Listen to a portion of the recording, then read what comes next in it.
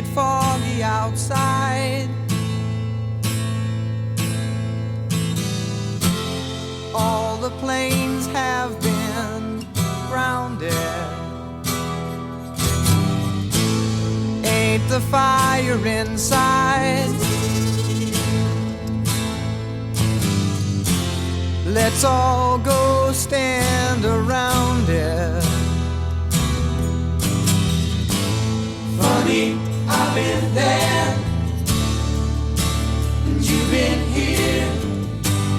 We ain't had no time to drink. Ladies and gentlemen, welcome to the Sandman podcast. I am your host, Brian W. Tosh, joined as always by our resident hack checker, Oliver Fullington. Yo.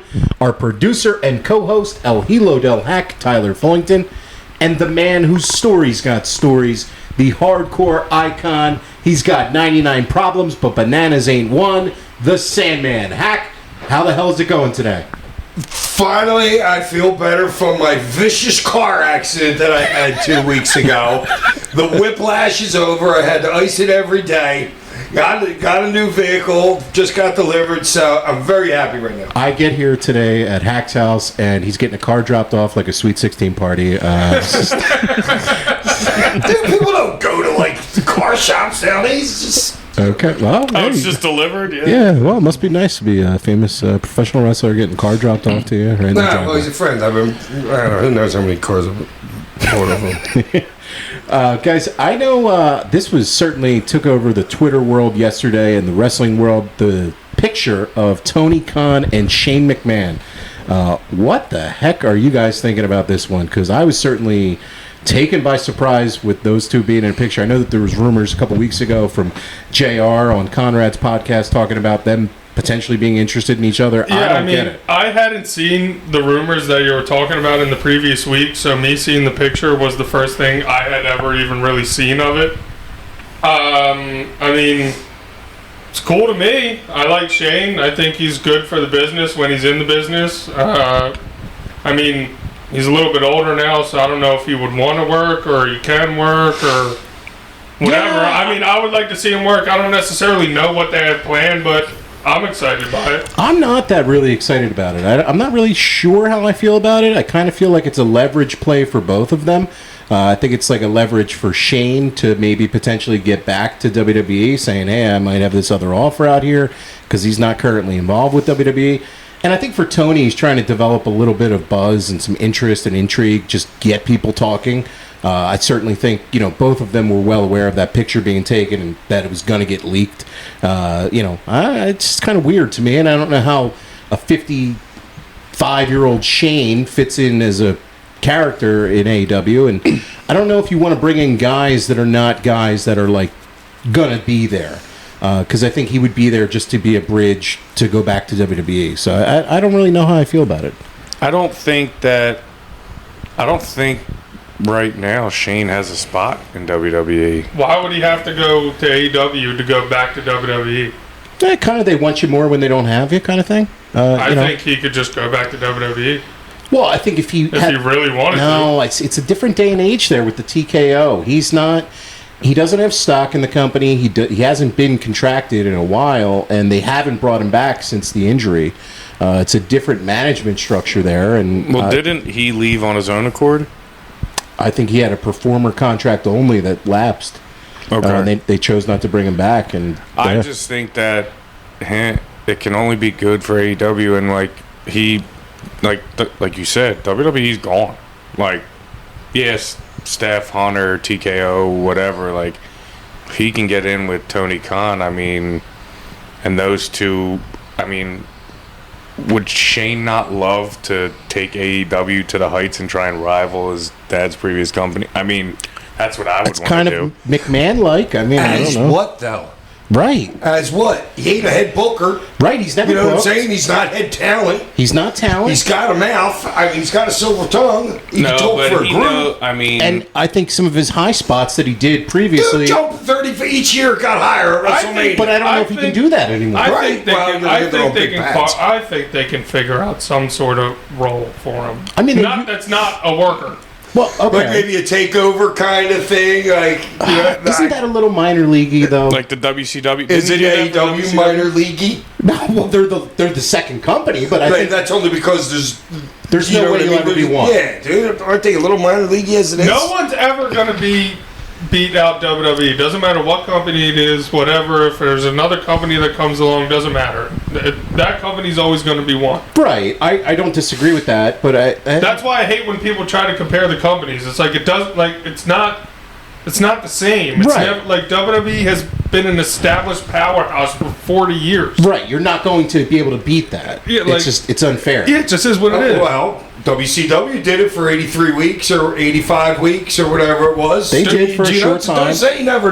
They did for a short time. Yeah. It's possible if they have the right partnership and they get hot with the right angle or guys. I don't think that this is the kind of angle that gets you hot, though. We don't know what.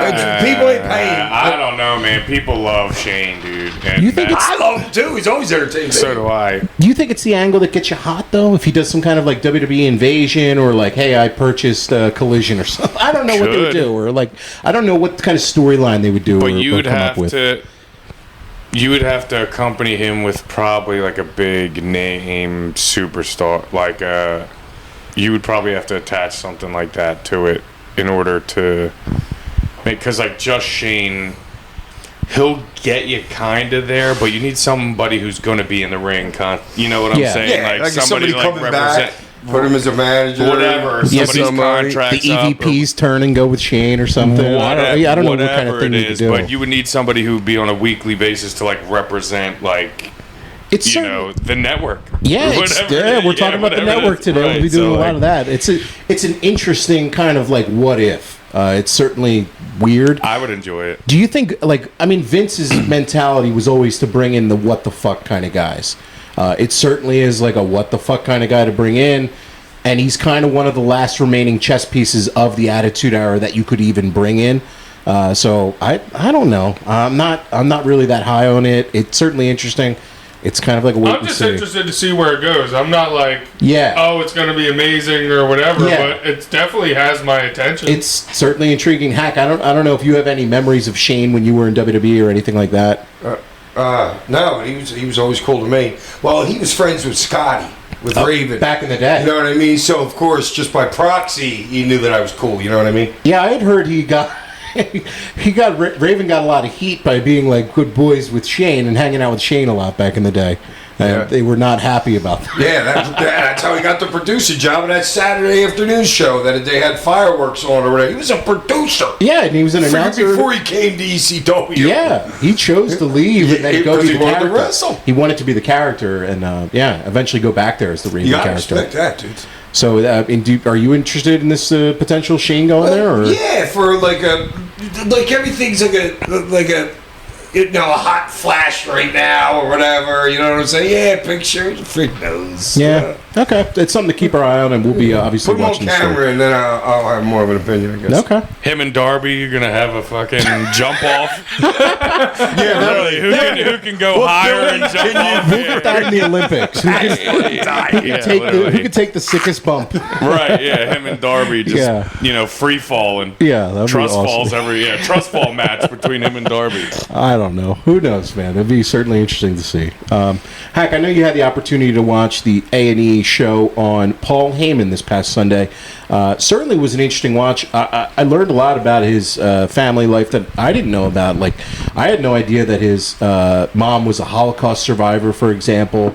I did know that his dad was a lawyer, and you can obviously see that influence on his character and work and everything. It's like directly there, and it was really cool to see him talk about like the whole advocate role when he came back. And choosing to be like, he wanted to be that lawyer-like character as a performer. So, Hack, what were your thoughts on the A&E show? I know that because Todd was good friends with his mom. Todd would talk to his mom all the time, even when Paulie and Todd were like on the outs totally. Wow. You know what I mean? So so I knew about that, but I thought the show was great. Yeah, I mean, it was really interesting stuff. Again, I have to make the mention. family life and stuff. I don't. People don't realize that. Well, I think it's hard for your general fan to realize that how hard it is to have a family and be on the road 285 days a year. You know what I mean? Something crazy like that. It's incomprehensible, honestly, until you live it. Yeah, and then You can't even imagine it. the one thing we were talking about before the show too is there was a moment in the show, and Paul's talking about he's on an international flight and he's sitting next to Brock, and he tells him that he's about to have his first child, and Brock tells Paul that he's about to have his first child as well. And you were saying that people in the business might not want other people to know that they were having a kid because they would potentially use it against them. Yes, or maybe not get your push because, hey, kids change people. You know what I'm saying? And now your wife's giving you shit because she's the one up with the kid because you're on the road 6 days a week and she's doing it all herself maybe sometimes. You know what I'm saying? Kids change your life and change your perspective. So I could see a push going out the window. For a guy, not even for a girl, for a guy even, a push going out the window because they're like, nah, guy's having twins in like 6 months. Yeah, his focus is going to be elsewhere. Yeah, Hack was getting ready to be out the door, and then he was like, "Listen, my kid looks like Macaulay Culkin." And I had to ride somebody else's coattails. so basically, I saved his career.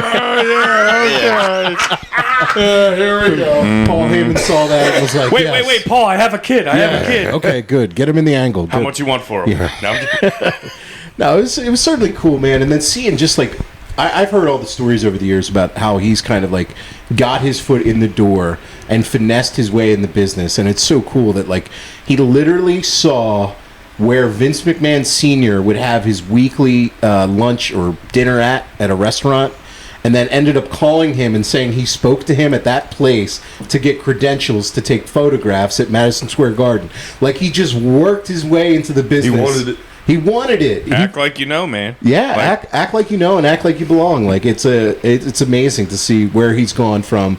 A literal nobody and not second generation. No. You know what I mean? Not even second generation. And back in them days when the business was kayfabe. Yeah. Dude, the business was like, now today everybody knows it's at work and you know what I mean? They know it's all scripted. But back in those days, you just didn't get around those guys that easy. Yeah, Still real to me, damn it. I love too. Just like watching him. There was a couple behind the scenes things about the promos in ECW, and Hack, talk to me about like Paul coaching you guys on promos. I don't know. It was great. I would always go like very close to last because I wanted to see everybody else's promo, and I wanted to also learn too. I mean, you got guys like Terry Funk cutting promos, Cactus Jack, Austin comes in and cuts some of the greatest promos ever. Even back to Johnny Grunge and Ted Petty. You know what I'm saying? So Shane Douglas, another guy that could cut a great ass promo any day of the week. Scotty, you know what I'm saying? Yeah. So you were watching last because you wanted to learn, but probably also because you didn't want to say the same thing that other people were but saying. you're around the boys too. You're all hanging out like at the ECW arena in the back, like it's a big party. Like, shh, cut the promo, and then everybody will turn around and watch the promo, shit like that. Dude. Oh, it's so we just cool. love being around each other too.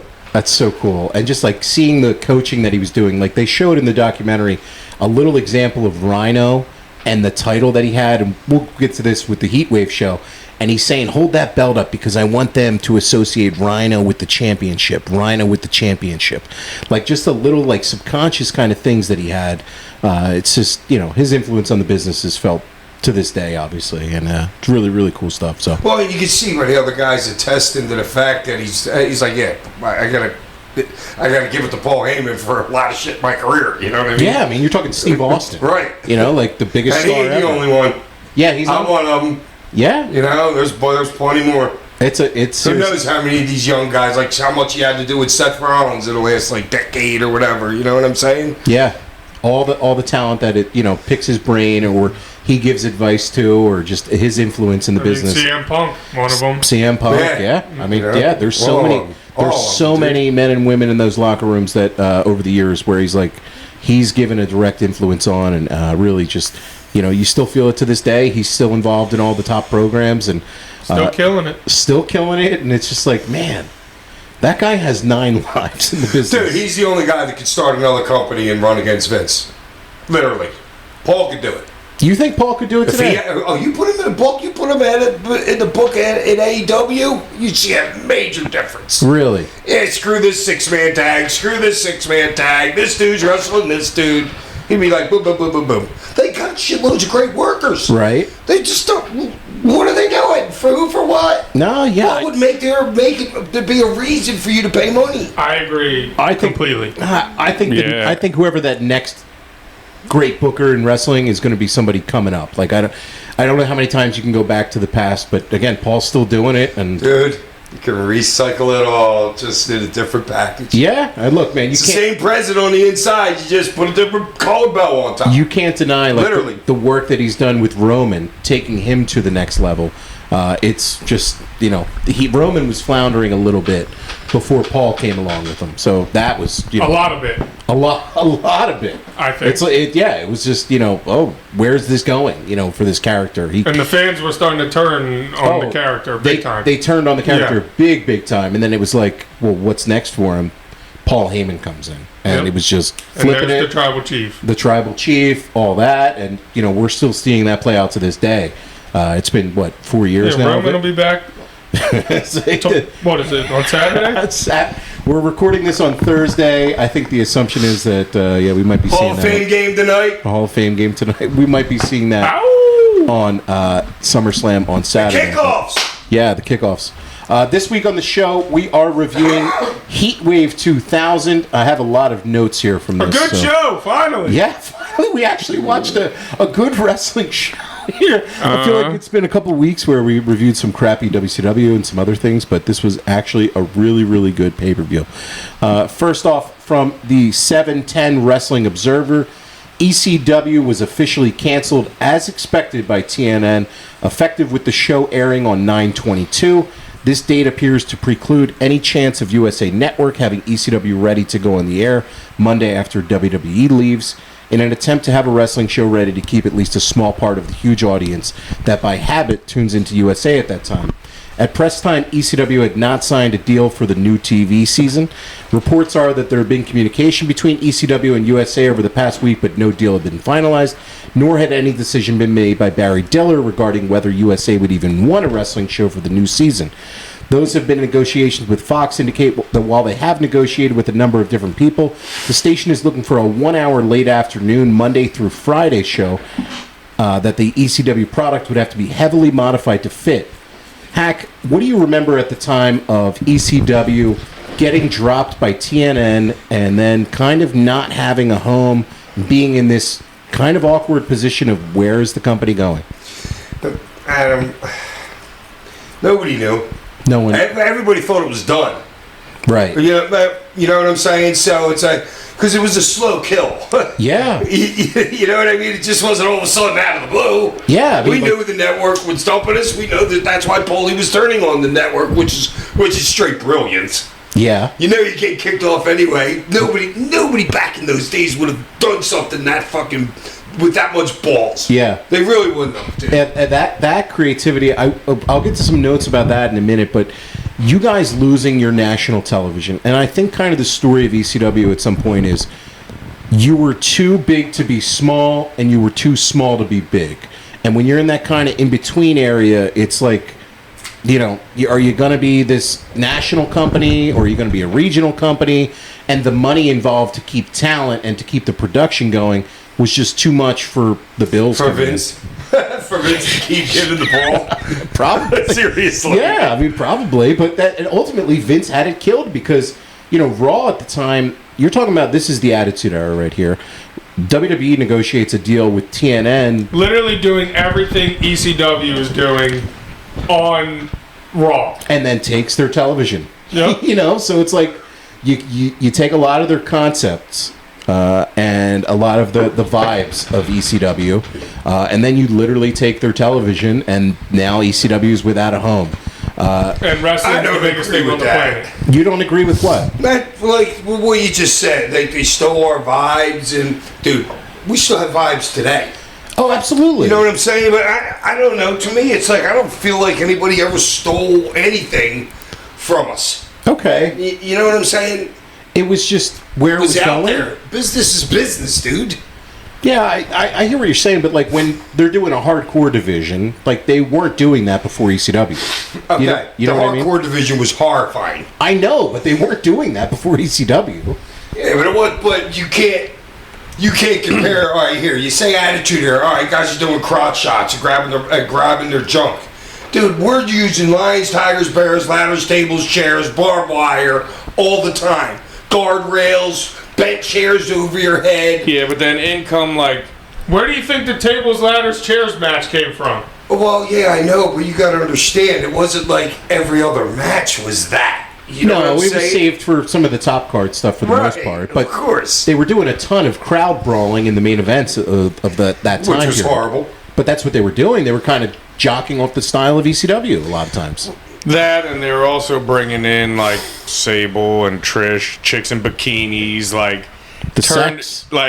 turning that shit like when you guys had Franny and Dawn Marie and Missy Hyatt and whoever else down the list. That's a part of the attitude. That's kind of like missed. That's a good point. Like that little like the set because like you said it was just like kind of like a kids show. It was kids wrestling, like whatever. Obviously adults watch it too, but then you put chicks out there in bikinis and it's like You get Tori Wilson out there, and every 30-year-old man in America's watching. Right, that ain't You're doing the pudding pool fight or whatever they're doing.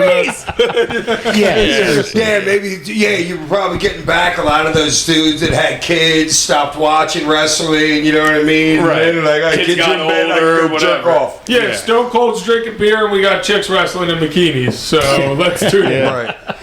It's a big difference. Honey, I'll take the kids to go watch wrestling. You sit home and relax. Whatever. Like the vibe of the locker room at the time. Do you guys remember what it felt like when you heard the news of that you were getting dropped, or it was expected? No, it was bad, but dude, I was telling people I was still convinced that we would have another backer. Okay. Like You had We had already came up with find two. a way. You had And hope. that got squashed. Right.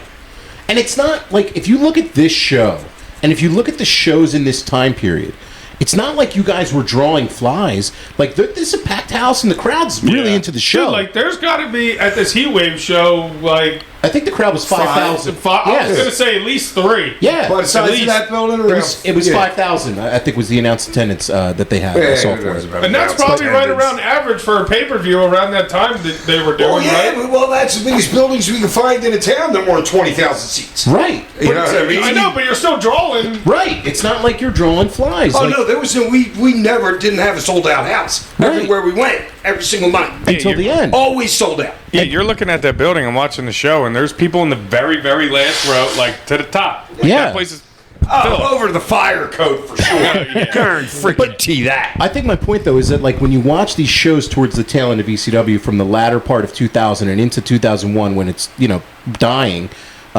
it's not like the product is super cold.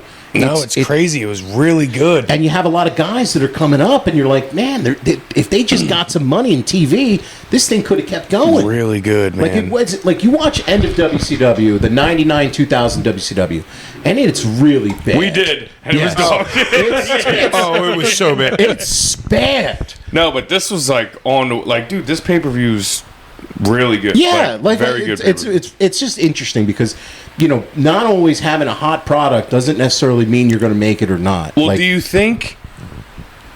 I don't know, Hack and or Tosh, if you know do you think that you guys didn't, or maybe investors were scared to get into that because they knew Vince was on the other end? There was people ready to jump. Paul just didn't want them. Paul knew it was already predetermined.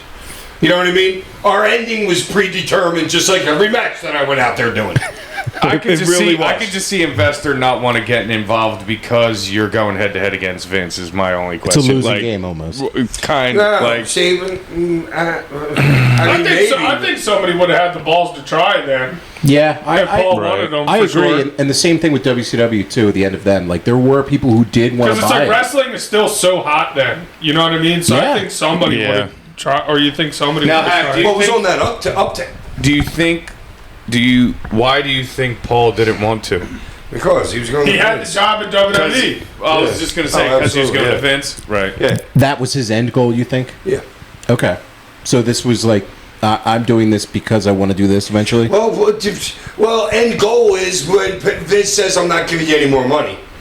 That's the end. You know what I'm saying? That and Paul knows that's not going to last forever. Right? You know what I'm saying? Yeah. It's just, this whole time period and a lot of this stuff. Do you know the date of the first SmackDown that aired? Because wasn't Paul the booker for SmackDown? No, Paul was the booker in SmackDown in 2002. SmackDown came on in 99. Because I was going to say, I didn't know if he had known, like, all right, Vince was going to put me as the booker of SmackDown at this new... Nah, Paulie came in 01 after Jerry Lawler got fired. And that was... To commentate with JR? Yes, and that's when he came into WWE. And then, very shortly after, he got involved in creative. Not too long after that. It was a given, pretty much, that he was, no surprise. You got Paul Heyman backstage. He's going to get his way in go there. get your toes wet. You'll get the full book in like 60 days. Just let him get used to it. Yeah. In the 717 Wrestling Observer, Advertising Age magazine this past week listed Heyman was one of the top 100 marketers.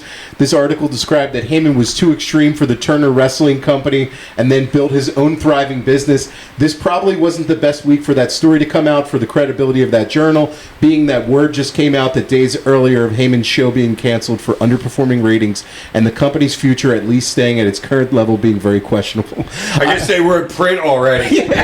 Those magazines went to print. Like, that story was probably written like 5 months before. I just thought that was an interesting note, and it's like, wait, what was the name of the sheet? Advertising Age magazine. Advertising. So Heyman working his way into some kind of top 100 He list. fucking paid him for that article. He's like, listen, my company's going under. I need something real big. It's like the best of Philly mag. It's like, right. Yeah, that's exactly what it is. Yeah. I just thought that was a great little tidbit. I'm like, man, That is great. That's Paul. That's Paul being Paul. Heyman regarding Scott Levy's release. So Raven at this point had negotiated a release to go back to WWF, and he was finishing up with ECW here in his second run with the company. Heyman said he felt that after the first day he was in ECW that he did nothing for the company and used his tenure in ECW to party and get out of shape and didn't clean up and start losing weight until he realized that WWF wouldn't take him in that condition, that his rep had taken a major tumble. He said he feels Levy owes him 10 months so that now he's in no hurry to release him. His contract expires on 8/26. He said that Heyman told him that 7/8 Arena show would be his final night and the wrestlers were planning a farewell party for him. After what Heyman said publicly, the wrestlers, believing that it wasn't his final night, canceled the party. Then he got to the building and Heyman told him what he said publicly was all a work and asked him to put over Tajiri. He nixed that, and Heyman asked him to take Rhino's pile driver off the apron through a table. He nixed that because he didn't want to take that bump so close to a WWE debut. He finally agreed to getting speared through a table by Rhino, being saved by Sandman, and he and Sandman hugging, which, as expected, drew a big final pop. Heyman had, as of not the weekend, actually given him his paperwork release, but Raven had started filling out his paperwork to start with the WWF. Any memories of Scotty finishing up in ECW here? First of all, 90% of what you just said is trash. I don't care who the fuck wrote it, but the other 10% I can get to it. Okay. I can see it. Do you remember anything? None of this paperwork being signed. That happens one day. You go up to Connecticut, you walk in the office, you do it. Takes 10 minutes.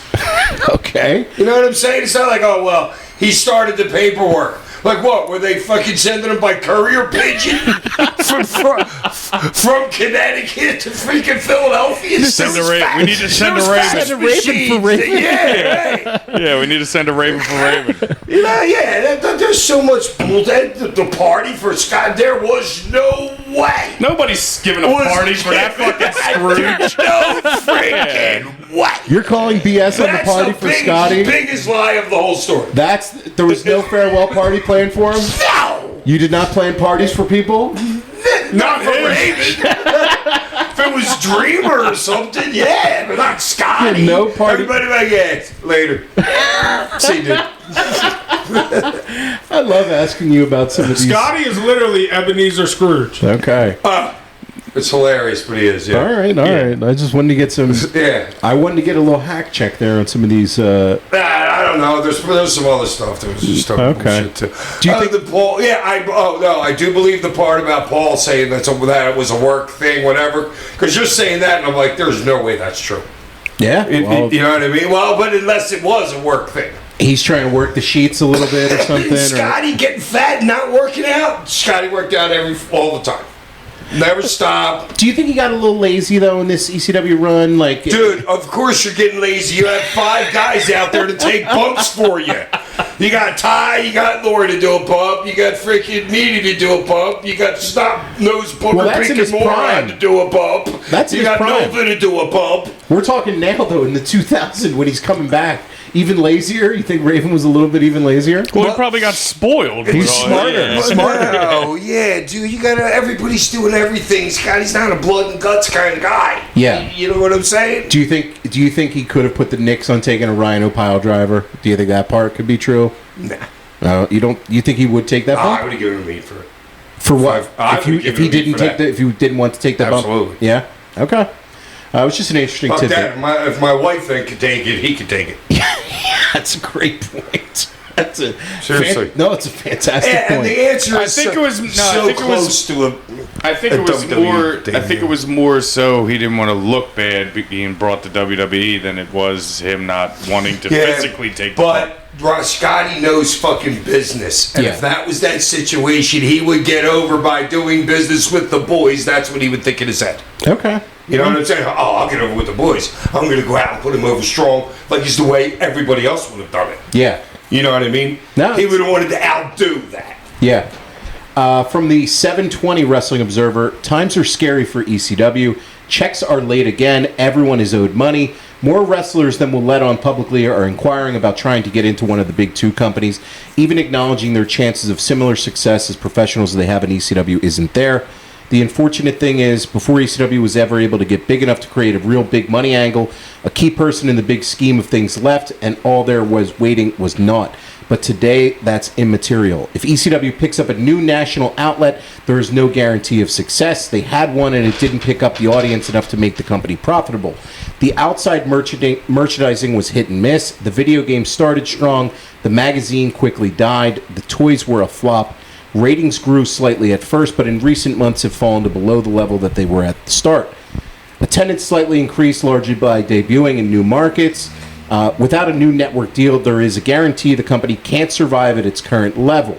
So again, ECW is too big, or too small to be big, and too big to be small. What do you remember at this point about money being late? Like, were Who's you saying that? This was in the Observer. So Who's the Observer? then? Meltzer. All right. Well, I didn't really disagree with anything that he said. Yeah. Except I want to know who was it. He said somebody left or something. And I think he's talking about Taz and the Dudleys at that point leaving. Okay. In '99. Yeah, we didn't miss it. We didn't miss a hiccup. You didn't miss a hiccup, you I think? left. We didn't miss a hiccup. Right. Jamie don't miss a hiccup, dude. It don't matter. Paul put somebody else over like God. It's I'm like, yeah, see you out at McDonald's. Yeah, okay, come here. We're gonna make you champion freaking in like 3 weeks. no, I mean it's kind of the case. Like We ECW, didn't. But whoever left, we didn't miss a beat, dude. I know, and this show's kind of Public Enemy. yeah. This They were show, huge for us. this show's kind of a testament of that too. This Heatwave 2000 show. That Paul Because, can get anybody, anything over. yeah, because you look at this roster and you're like, Oh, the roster's pretty strong there too. it is, but there's guys that are being brought up on this card, and we'll get to the card in a Absolutely. minute. But I want to ask you, like, at this point in the locker room, are you guys like, yeah, I'm owed X number of dollars, I'm owed this number of dollars, and Yeah, a lot of people would say, you know what I mean, but it's not like I don't really think the guy owes me that much. Would owe me that much. I would say absolutely less than like 20 grand. Maybe not even owe me at all. really, Yeah, some of us were getting paid. Well, you're going to pay your top guys. You're going to pay anybody. You know what I mean? That's the guys, true. Which is kind of stupid. Your top guys, like, because at that point, I think I'm making, let's say, 150 between 150 and 200,000, between like 35 and $4,000 a month or whatever. Paul could have paid 8 other people instead of paying me. maybe that would have been the best business decision to make. Kinda, you know what I'm Because you were saying? getting paid off the WCW Yeah, contract. so yeah, he knew my deal. You know what I'm saying? So if he was smart, I wouldn't blame him at all. I'm like, no, And fuck. at that If he time- would have asked me, I would have said, no, pay those 8 people. Yeah, like, I was just going to ask you that. Yeah. Would you No, pay them. Absolutely back then. I was making $9,500 a week. Something ridiculous number like that. I know, but to me, it's like what I can't understand is I can understand maybe if like they miss like 1 or 2 weeks worth of pay, but why are the guys still doing it if they're not getting paid? Can you explain that to me? Because that's just what you do, and you hope that it's going to get bought. Remember, hope. Hope is fucking the greatest motivator that there is, guys. It's better than shit right in front of your eyes sometimes. Hope, religion, you know what I mean? Especially when you're out there and like you see how the fans are reacting to you, like you see all the love that you're getting, so you're like, how can nobody like just give us a chance? Hope. It's a little different than like my day job. Like if I didn't get paid for like 2 pay cycles in my work, I'm not showing up for the next. And it's like they're also you know what I mean? But they're it's different. doing, they're doing what they want to do. They're doing their dream. They're doing what they love. So All of us, yeah. And you if you just think- weren't there by happenstance, dude. And if you think about it, Hack was saying basically all the top guys were getting paid for the most part, whatever. But if you think about it, the guys who weren't being paid, the reason they stayed is because that like they're young, upcoming guys. Like they can't afford to not be on TV. And what you know what I'm saying? That's like, keeping their indie prices up also. Like you know what I mean? recognition, That'll like keep that's another $50-$75 on an indie card back in the day for guys. Right. Like you got to stay relevant, like those guys, in order to. yeah, where else you know are you getting the opportunity to wrestle on national television? Yeah, you might not be getting paid, but or on pay-per-view. Like, is a Chris Chetty Right. making a pay-per-view for anybody else? Probably not. You know, Right. Is Like, what are you Nova? going to do? Strong arm Paul in that situation? He'll be like, fuck you, I'll get a broomstick. He'll be your tag team. He'll be the next tag team. I mean, we'll have this broom, this bucket, and this chair. I could imagine for a lot of the dudes like you're talking about, it's probably like, man, I got enough to eat and I got somewhere to sleep and I can get to the next show. Yeah, I know, but I Like- just wanted to kind of like take a look into like the performer for Hack, like to talk about it, because it's like, you know, for me as like a regular Joe, I'm like, man, if you're not giving me my paycheck, I don't know if I'm working. Oh, The concept. I hear you. I don't blame you. The concept of that is so different from anything else, and I get why the people. Number one, the reactions you get as a performer has to be the number one thing. It's better than drugs. Yes, That's like, what they all miss when they leave. Like, Yeah, like and that you can't find that feeling again. Like it's Right. hard to find. Why that do you think feeling. wrestlers get hooked on drugs? Because they're chasing the high. high that you get, and you can't do it. Yeah, to me, it's just it's just like a really interesting Yeah, but thing. suppose you actually went into your work and everybody stood up and clapped for you every single day like you did your entrance. You getting a high five like you're in the Wolf of Wall Street, like a situation like that. You're like, yeah, I'm hanging around for a little bit. I'd be working. Yeah, you'd work me in there, man. Yeah, brother. I'm showing up early to work tomorrow, brother. BT Dub, Yeah. BT Dub, Yeah. BT Dub. I'm showing up early to work tomorrow. All right, so getting to the show proper here. The show took place before approximately a near sellout of 5,700, although there were free tickets being given away in the parking lot before the show at the Grand Olympic Auditorium in Los Angeles. Hack, any memories of working in this building? Because it certainly had a really cool vibe. Well, then, I love the look of it. I love the arenas with like a balcony above. It's such It's a good right look. on top of you. I worked the building a lot more. That was the first time there, but I had been there like after that. You know what Okay. I mean? So It was apparently a big wrestling venue in like the 60s, 50s, 70s in LA in the scene at the time when they had like a little local territory. yeah, but it there. wasn't like a sportatorium, or it didn't have like that head. Like you didn't. It's like you walk. It's not like, oh, I'm going to this building tonight. I'm going to work the first time in it. Right. You know what I'm saying? Yeah, it didn't have that vibe to it. That But or like a garden does, like working in either garden. I thought it was a cool looking building, though. I thought it was pretty cool. So the show was. This is one of the reasons we want to go over this. The invasion of the XPW contingent. Okay. So for those of you guys who don't know, Extreme Pro Wrestling was a Southern California-based indie group run by porn mogul Rob Black. They were pretty much just like an ECW ripoff for the most part, doing like a really extreme hardcore kind of style.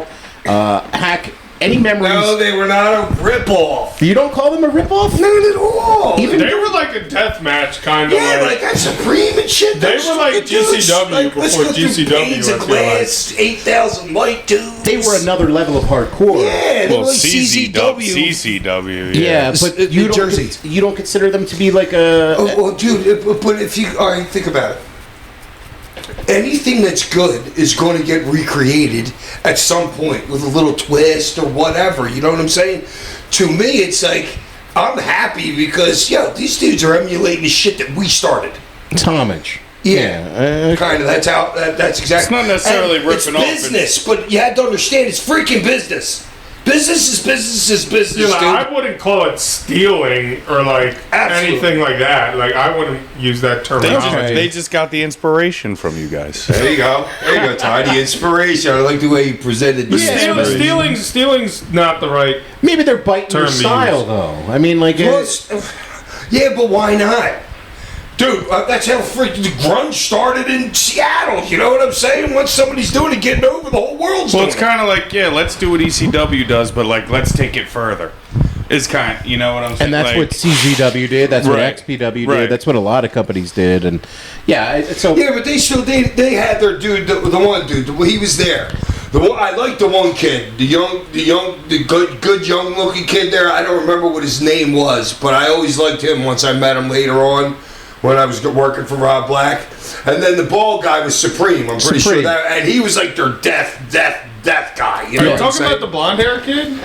Well, did he have blonde hair? Yeah, with the eyebrow piercing. yeah. I think his name was Chaos. it was That's it. Chaos. Yeah, that's it. Chaos. Yeah. I like that kid. Okay. And I like the He can style. work. I He like can his work. style too. Yeah. Yeah, he can work. He Yeah, can he work. worked his ass off. Yeah. So as fans were being led into the building, the local security laid out the following rules: no XPW signs. They failed that. Yeah, there was a couple that made their way on the screen. No. Yeah, you bring a marker in your pocket. Well, this is the next. Seriously. This is the next rule. Boy, that's our great security, Paul. Here's the next rule. You ready for the next rule? No blank signs and no XPW t-shirts. XPW flyers for their show the following Saturday at the sports arena were mostly on the car windshields in the parking lot, and they were being passed around the building. So, I mean, that happens at indie shows all the time. It's good advertising. Jasmine St. Clair, the former porn star who had worked for XPW getting into Yeah. wrestling, but is now the girlfriend of Blue Meanie, works for ECW. The blue guy. Also pointed out people associated with XPW around the arena. A few XPW wrestlers came wearing company t-shirts but were forced to turn their shirts inside out and went to their seats in various parts of the building. It was suspicious that under the circumstances, the rival promotion wrestlers were able to procure the choice front row tickets that were give away supposed angles in the crowd on cases of television that are actually works. At one point, the wrestlers They support. didn't know the angles any more than fucking we did before we got the goddamn show. Well, I think what Meltzer was saying there is that typically when people are in the front row, that it's kind of like an angle, and this wasn't an angle. Oh. This was actually a shoot. Like, all the shit that went down was actually real. But, like, the fans seeing this would probably think, like, oh, this is an angle. But it actually wasn't. So, Supreme was seen wearing a shirt, and some fans were chanting XPW, and Atlas Security told him to turn his shirt inside out. He did so and shook the Los Angeles police officer's hands and signed some autographs. Scroll Had the through. horse on the ass. 'Cause they had horse cops there. So they had some horse cops there. At the end of the Rhino Sandman match, Rhino, after winning, drank a beer to mock Sandman and threw the beer can in the direction I of, was so mad. the XPW contingent in the front row. Do you remember anything about him throwing the beer can at the crowd afterwards, or maybe like kind of starting Dude, I it a stuck little a bit? pile driver on the fucking guardrail. I'm selling for a couple minutes. You were. So You know we'll what get- I'm saying? we'll get to I'm that. freaking sorry. I ain't moving for a little bit. You're so. not, yeah, you're not paying attention to any of this. So just as the main event started with Just Incredible, Tommy Dreamer started, the crowd started chanting for Francine to take her top off. Mist, an XPW valet, stood up, turned her back to the ring, and took off her top. Wait, okay, was that what was going on there? All right, Yes. because Franny's hot when she gets back in the She ring. is. She's going that fucking C word or something like that. So I knew it back in the day, I guess. Who was the girl? Her name was Mist, an XPW valet. All right. Her name was Christy Mist. I was going to say Christy Mist. Yeah, Christy All right. Mist. So she was teasing taking off her top. Before she could tease taking it off, Francine was in her face about trying to steal her heat, since Francine was supposed to do a spot where she lost her top at the focal point of the main event. According to one report, Miss shoved Francine, who shoved her back. So we're going to have to ask Franny about this, Hack. You're going to have to reach out to Franny and ask her about I this. know, I was going to today, but I didn't have enough information. I'll be like, after the show tonight, I'll text her. We'll get that for next week for you guys. Supreme started taking off his shirt, although most feel it wasn't to fight, but to turn the shirt around and have the XPW logo visible. XPW officials claimed a security guard shoved Supreme, who fell into mist, and then a huge brawl broke out. The only mention was Joey Styles indicating a drunk fan had done something to Francine, while all the security in half the locker room emptied out and rushed to the corner of the ringside looking for a fight. What the heck went on here, Hack, in your memory? Do you have any memory? I was back. I was one that I was standing at the curtain. Looking out the fucking curtain, and I'm like, nope, you guys aren't going yet. And then I was like, yeah, it's time. Once our security guard jumped the rail, then I Sal was the first. Sal couldn't wait to get the fuck out there. I saw him in there. But he was the fifth guy there because he was so freaking slow. Like 5 other guys ran past him. Once Looked like Chili Willy was the Chili first one. Willy was Chili out there. Willy was ready to roll too. Okay. Well, he's young too. He wants to prove himself too. Hey, I'm standing up for ECW. Okay, so you think guys were trying to get over a little bit Well, there? yeah. All right, Because so it wasn't like he was wrong words. Heck, it wasn't like he'd been there forever. yeah. Okay, so in the parking lot now, one wrestler who was a witness said it looked to be about 20 on 7 outside. So they get everybody outside, all the XPW guys, and there was a ton of people out there. New Jack, Jack Victory, Sal, Roadkill, Chili Willy, Mikey Whipwreck. Paul Heyman was even involved out there, apparently. All right, guarantee Paul. Yeah, if he was standing behind Big Sal and Roadkill, like, yeah, I'll get you. One of the XPW people claimed they were knocked down and then punched and stomped on repeatedly by New Jack. Any memories of the fight going outside? I wasn't outside. You didn't go out but, there. By her, we gave him a pretty good beating. So this is just that was straight up beat down.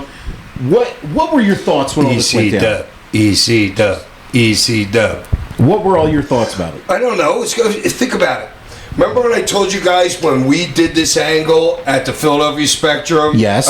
During the bull rope match? Yes. The boy Tracy Smothers and what's the boys in the back were ready to come kill us. You know what I mean? That's just it. Right. You know what I mean? And that's WWF maybe back then. You know what I'm saying? They don't have anywhere near the allegiance that we have to our company than they do. You know what I'm saying? But that was a work. This is somebody trying They to didn't know it was a work, though. Tracy didn't know it was a work. Yes, They didn't that's right. smarten I up remember anybody that. in the back. I remember Savio telling us that at Mania. Yeah, but there's this guy. Like, Roadkill and Sal but did the most damage from what I remember here. Man, I could imagine. But any memories of like any lingering heat from this or anything from this? I never had a problem with anybody in the company when I went there. Okay. Interesting. All right. Getting on to the show proper here. The show started off with a skit with the Blue Boy, Jasmine St. Clair, and the Sinister Minister on the beach. The Blue Boy's looking really svelte here. This is Oh my God, does Meanie look like a different human being? that's Ozepic literally, Blue or Meanie what? right there. He is definitely in the best shape I've ever seen him. And they did a little promo on the beach. They pushed over some guy. They low blowed him. I thought it was kind of corny. And she was still looking fabulous then. She was, oh my God, unbelievable. And then the camera turns to the Sinister Minister, and then you see Mikey like buried under the sand. And that's how the pay-per-view started. It's kind of a weird intro for the pay-per-view, but I don't know. What'd you guys think of that, Ty? Yeah, I mean, Meanie looks great, obviously. Like you said, it was a little bit corny, but, I mean, I think it was kind of supposed to be, but... Yes, Jasmine in a freaking bikini. Yeah, there you go. I got your interest. And That's it. the Sinister Minister put over the Stairway to Hell match because he's the devil. So then the show itself opened up with Joey Styles and Joel Gertner being in the ring. Gertner did his fantastic intro. It was just money as always, man. Definitely want to hear everything he says because, man. Yo, who said fat faggot during that? Which I was like, did they really just say that? That was Cyrus who dropped that. It was he dropped it the first, and then demographic, Gertner said it back to him. I was like, oh my God, you could say that shit back then. Yeah, it was kind of very. I was shocked. I know, it woke me up a second. Because you're 20, 24 years, hear that, and it's like it was like cringy. weird. It's just sometimes It was weird, dude. It was weird.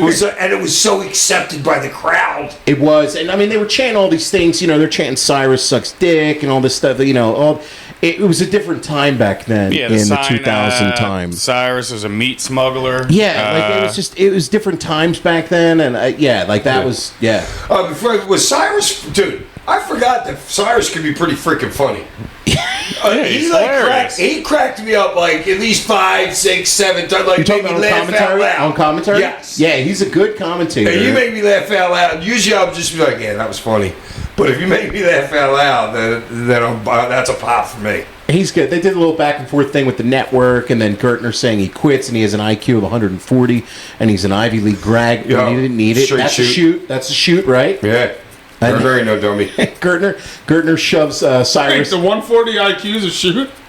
He's a smart dude. Well, dude, mine was 146. And he's Ivy League. I don't think that's that crazy. I mean, Yeah. it's a crazy good score, but I was a 139 fucking like 2, 3, 4 years ago when I took it. Oh, all right. Did you can just take say them you were online right 146? But your It's IQ close. goes down as you get older, you know what I mean? Because if you ever take an IQ test, dude, it's not like it was the president of the United States in 1945. They'll send you 7 different shapes and say, put them into this freaking sphere right here, exactly the way they're supposed to be. That's what they do. It's all shapes. It's all figures. You know what I mean? Blocks and stuff like that. I remember I did not a lot of questions, like written questions being answered. It's all put this here. Yeah, they're cognitive tests. I did the Wonderlic test one year when they were talking about the NFL. Yeah. Well, did you score above a 25? I did. Yeah. All right. I did. 30's like God. Yeah, right? I did. I got like I think it was like a 27. I think I got on it. So I did pretty good on it, but it's timed too. So you have to it's all about how quickly you get the answers in. But yeah, so that was the opening of the show, and then it goes. They kind of shove Cyrus down to the ground, and then it goes to like a promo package, and then Sal Graziano, Big Sal, and Balls Mahoney have an impromptu match. This is a weird choice for an opener. I don't really get this one as the opener of the show. Because Paul was still making up the rest of the show. He's like, the first 3 guys, he's like, you 3 go out there to have 3 left. Did anything like that make sense to you, Ty? I mean, as an opener? I mean, balls is over. I guess you get the crowd up, doing the balls, like. But it's a minute. I mean, what's your typical ECW opener? Yeah, like. I guess you're right. I don't know. You only go a minute too. I think the match. 2 minutes 30 seconds. Yeah, I can't even call it a match. To give it, and then. It wasn't even really a match. There was a bunch of refs on the outside, and Sal just happened to be like, "Yo, get in here and count." Okay. Yeah. So I mean, it was whatever. It was like one of those ECW kind of segment. Yeah, it's like a segment thing. You can't even really give it a star. I don't know. Right, you give them a balls chair shot to open the fucking thing, see where the crowd's at, and then you move on to the next. You move on to the next, and Roadkill was over. Okay, we'll get to Roadkill in a minute here when we get to this match. But Big Sal does like an elbow drop to the groin of Balls Mahoney after giving him a slam, and that was the finish of this match. Ollie, I don't know, what did you think of the start of the pay-per-view here? I don't care for it. Yeah, I want to say Balls got up on the choke slam. I'll give him that much. He jumped higher than I thought he would. He did. He did take a nice bump on there, and it's just a squash match, so not really a whole much to talk about there. Up next on the show was Danny Doring, Roadkill, and Kid Cash beating Simon Diamond, Swinger, and C.W. Anderson. Before this, they played a video of Bobby Eaton doing a run in ECW. Hack, any memories of beautiful Bobby being in ECW? Nah, I was shocked to see him. Oh, man. I have no clue what he's doing here. Dude, when him and C.W. Anderson were like throwing punches at each other, I was like, man, I wish we got a Bobby Eaton run in ECW, because that would have been cool. He was a hell of a wrestler. He was just an incredible. Anybody over. And he would have been great in that time to like work with CW and like come in as like a full run. Yeah. I think it could have been really, really cool. C-Dub wasn't even in shape then. He was a fat chick. Dude, he's in shape now. I know. See him now. I saw him at WrestleMania weekend. But back then he was a load. But he was so good. Right. He was so good. This match was really, really fun. I really, really loved this match. Like, as a six-man tag, this had just so much action in it. And these are all guys, like, really busting their ass to try to get over and move up the card. Danny Doring and Roadkill really, really worked for me as a tag team during this time period. I love the dichotomy of them being, like, what they both were. Like, Danny Doring... Danny's the pretty boy. Yeah, and... Chickens. Yeah, Roadkill's the chickens. Like, I love the work that Roadkill did. And oh, dude, Danny and Chetty back in the day, it was like rolling into the club with Rey Mysterio and Hooven too. Chick magnets. Chick magnets. Yeah. Oh wow, those two. Okay. I don't know about what that blonde hair Chetty pulled out, but We'll get to him later. But this match, I really, really loved the work in this match. I thought this was like the real opener of the show, and the crowd was really up on it. They did a great dive train, and I love the Great catch on Cash. great catch. dude smacked his back right on the floor. They caught him, and then his back hit right on the floor, smacked it. I could feel it. Yeah, and I love Roadkill's dive too. He gets up on the rope, and you're like, I've seen him do this a number of times, and every time I see him do it, I'm like, I don't know how the hell he did that. Like, he gets up on the rope, and you can tell he's super comfortable with it. Does a nice little splash off Piece it. of cake. Piece of cake. piece of crap. No, I'm saying to do it, it's a piece of cake. Oh, you think so? You think Yes. it's easy? Yes. Wow, my fat ass would say Well, that. no, it's just it's like ball like remember I was telling you what a great worker Balls was, and Yes. then I'm not surprised about Ty saying how high he got up and stuff like that. But yes, Roadkill, he looks like he can't do a goddamn thing.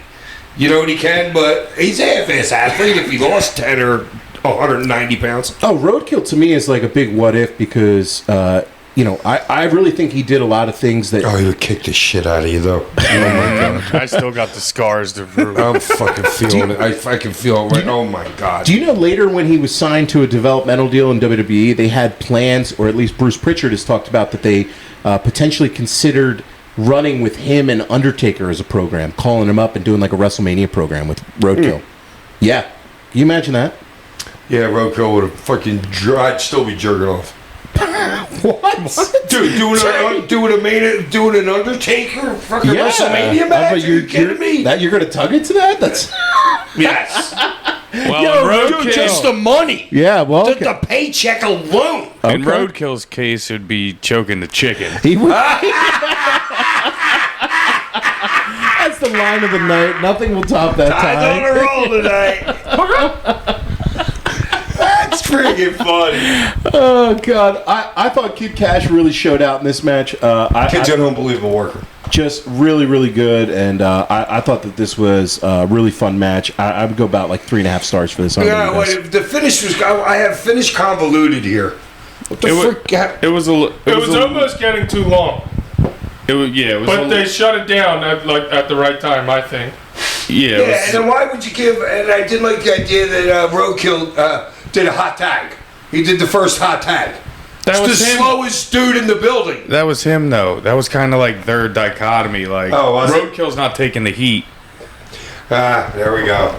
You're right. You know what I'm Yeah. saying? Like, You're Roadkill's right. not taking the heat. When it was just him and Danny. You know, Danny's taking the heat, so Roadkill gets Makes a hot sense. tag. That makes sense, too. And you didn't like the finish with Cash's finisher where he gets... I know. I just got convoluted. I don't remember exactly was- what it was. It was. He pinned they get it. Swinger, right? I think he pinned Swinger in the match. Yeah, he gave him his. Like a double arm kind of pile like driver kind of But thing. it was the whole, like, but it was last, before like, that. 30 Yeah, seconds it didn't. or something. Yeah, it You know didn't what I mean? flow. It didn't flow perfect, but I enjoyed the work in the match. I'll go 3.5 stars. How about you, Ollie? Yeah, I would say, I'd go right there with you. Like, everything, like, the timing was really good for the most part in the match. There were some things where you were like Swinger was real late coming in on Doring on the one that, like, I could really pick out of my mind. But, I mean, for the most part, everything's great and everyone can work in the match. So, yeah, I'm going what you are, 3.5. Ty? Yeah.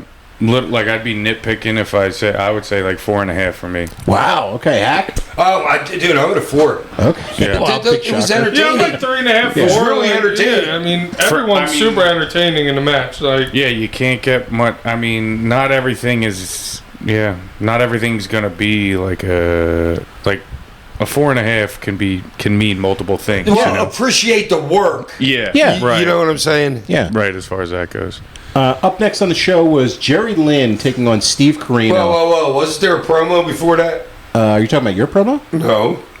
Didn't Rhino do it? I got Rhino promo. I think he was after that. I think he was after that. Was he? He was before that. I think Hack's right. Hack, you might be right here. I'm pretty sure he's right on that. on a hack check. It doesn't tell me on Cage Match, but he's right. Okay. Yeah, dude, Well, how do I you was know? scared in that promo. If I was fighting that dude, I'm looking at the promo and like his intensity, you know what I'm saying? Pussy. And the hair and the camera being like real close No, it was a great promo, though.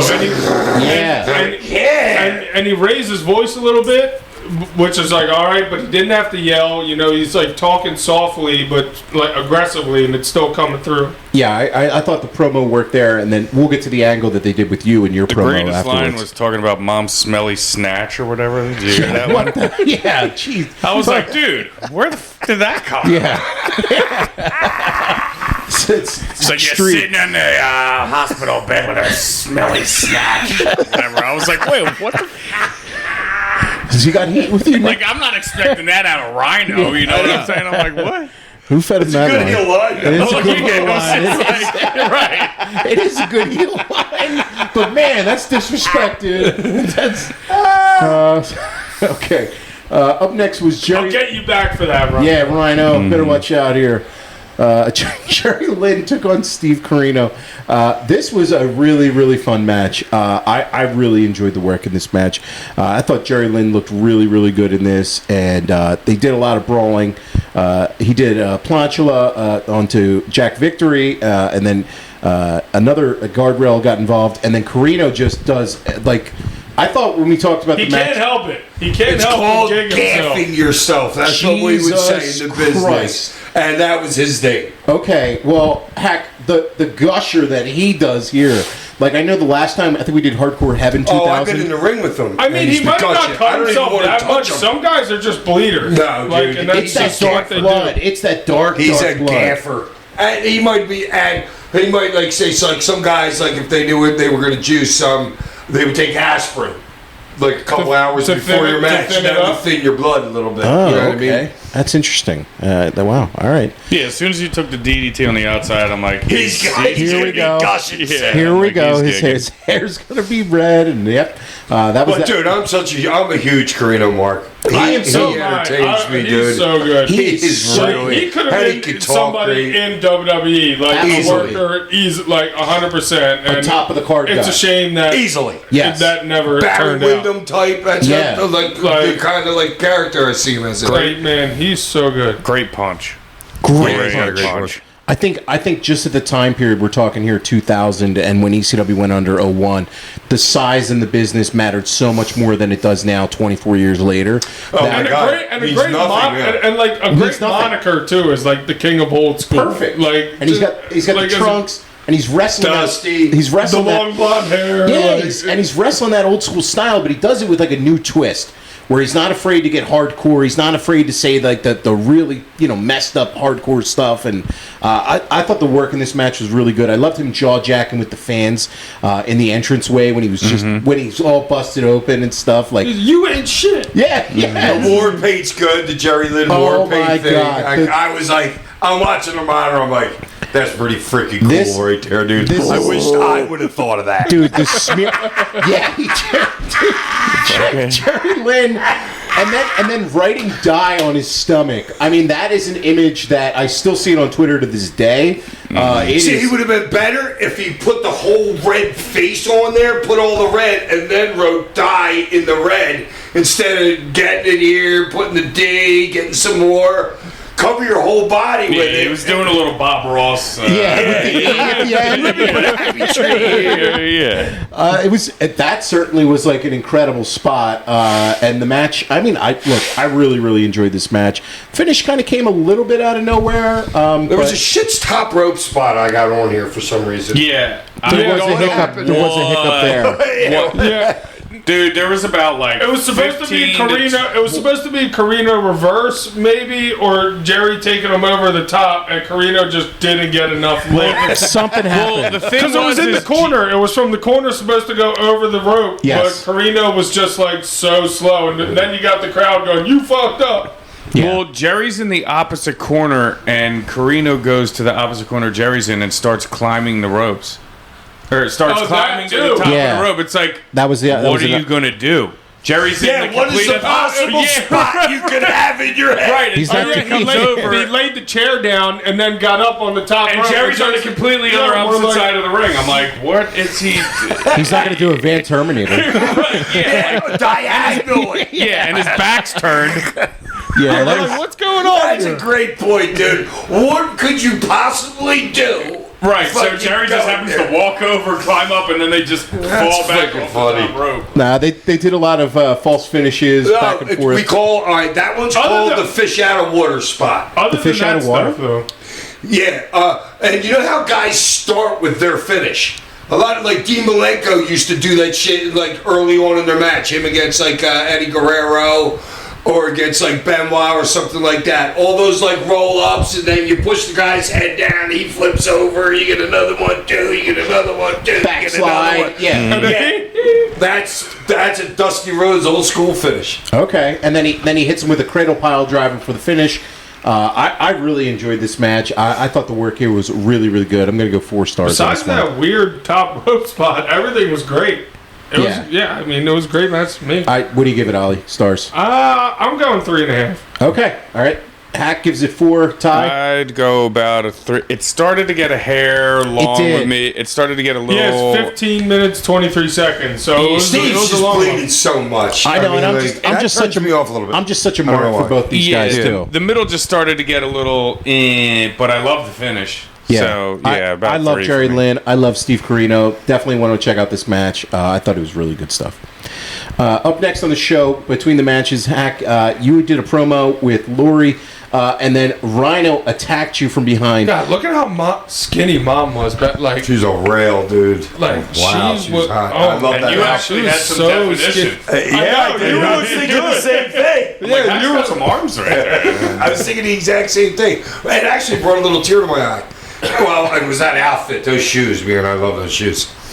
And the Jordans. His mom was wearing. I loved your promo though because you're I talking. hated it. You didn't like I it? just right here hated my promo. Really? Yeah. Because I liked it because you said you're talking about like she's in the hospital and you got the kids at night asking about her and like it took it to a sense of realism and then just boom right from behind he cracks you with the cane. She goes to give him a swirly, or he goes to give her a swirly, or whatever. Yeah, the hell why it was was. it like? What the fuck? I don't remember any of that. I didn't like that part of That's it. funny, though. You That's like that? ECW. Well, what, he's Yeah. gonna force her head I in the wish he toilet? had it upside down more like. Well, yeah, that would have been better. But you're doing this like really like serious angle and he wants to give her a swirl. Yeah, it's a little Three Stooges kind of. The one thing I really didn't like about that is like, dude, he just put your wife through how many tables, X amount of months or whatever. You guys are going at it, and there's one security guard for each of you that are able to separate both of you. That should not have happened. I like that. That's a good call out, Ty. Dude, I was worn down from a hard night. Yeah, but no, like that, dude. Like No, there one should've been security 20 guard stopping security Rhino, guards. with Huge, one, yeah, pull apart yeah, kind of one thing. security yeah. guard stopping Rhino, and one security guard holding you No back. way. Like, there's Nah. that should not like for how big as they're making Rhino, and for how pissed you should have been for everything that happened. Right. The intensity, for Not that just shouldn't- for that, but for everything leading up to this. Right, that like, yeah, exactly. Like just two random security guards like holding them back. I'm like, dude, Well, you have to move. Paul, you didn't see, like, you didn't think that one through. Like, I know the door's shut and like The it's door- leaving it up for interpretation, but come on. The door did get shut, so yeah, that was that promo. I enjoyed that segment. I thought it just added more heat into the feud and really set up. Well, for yeah, the- and it's giving the fans like a side of A personal feeling. Well, yeah, and a side of the Sandman that they don't get to see. yeah, absolutely. Up next, New Jack came out on crutches. Besides, when Benedict Arnold over here turned on him. Yes, you piece of shit. Yeah, Listen, I was an inside spy. All yeah, right? yeah. I New was a Jack. Trojan horse sent in to take down the flock. Yeah, from the inside. New Jack came out, and then the Baldies attacked him. Then it just, I don't know, man. Angel was stapling New Jack, and then New Jack had a broken leg, and I don't know. Yeah, was that from Grimes falling on him and living dangerously? No, I think it was from previous weeks. I think They he said Angel, I think, did it, or the Baldies did it previously. I No, think Grimes they said, landed on his head. That was literally landed his hip right on his Yeah, but I fucking think that head. there was an incident on a show a couple weeks prior where like a fan kind of like pushed New Jack out of a balcony, and he kind of like overshot on a dive a little bit, and that's where he broke his leg. So okay. I'm pretty sure that's what had happened there for that one. But I guess it was just an excuse to get him on the card, kind of, and get a reaction. well, But and to buffer up the show a little bit. and to get like a reason for Nova and Chetty to be fighting the Baldies. Yeah. For saving New Jack. Yeah. You know, like just to get them over, you know, something. Yeah. So out come Chris Chetty and Nova, and they took on Angel and Tony DeVito. Yeah, That's exactly what it was. Nova cosplaying. Just to get them, like, because you bring out the Like, Baldies and then it's you bring a- out Nova and Chetty, it's like, why are we doing that? You know, it's like, it's kind of getting Nova and Chetty over. Yeah, it's not like they got a program rolling, you know what I mean? Right. Ollie, what are your thoughts on that Nova outfit you were saying about the Flash? Yeah, he's cosplaying Flash and like the like. That was his whole thing, though.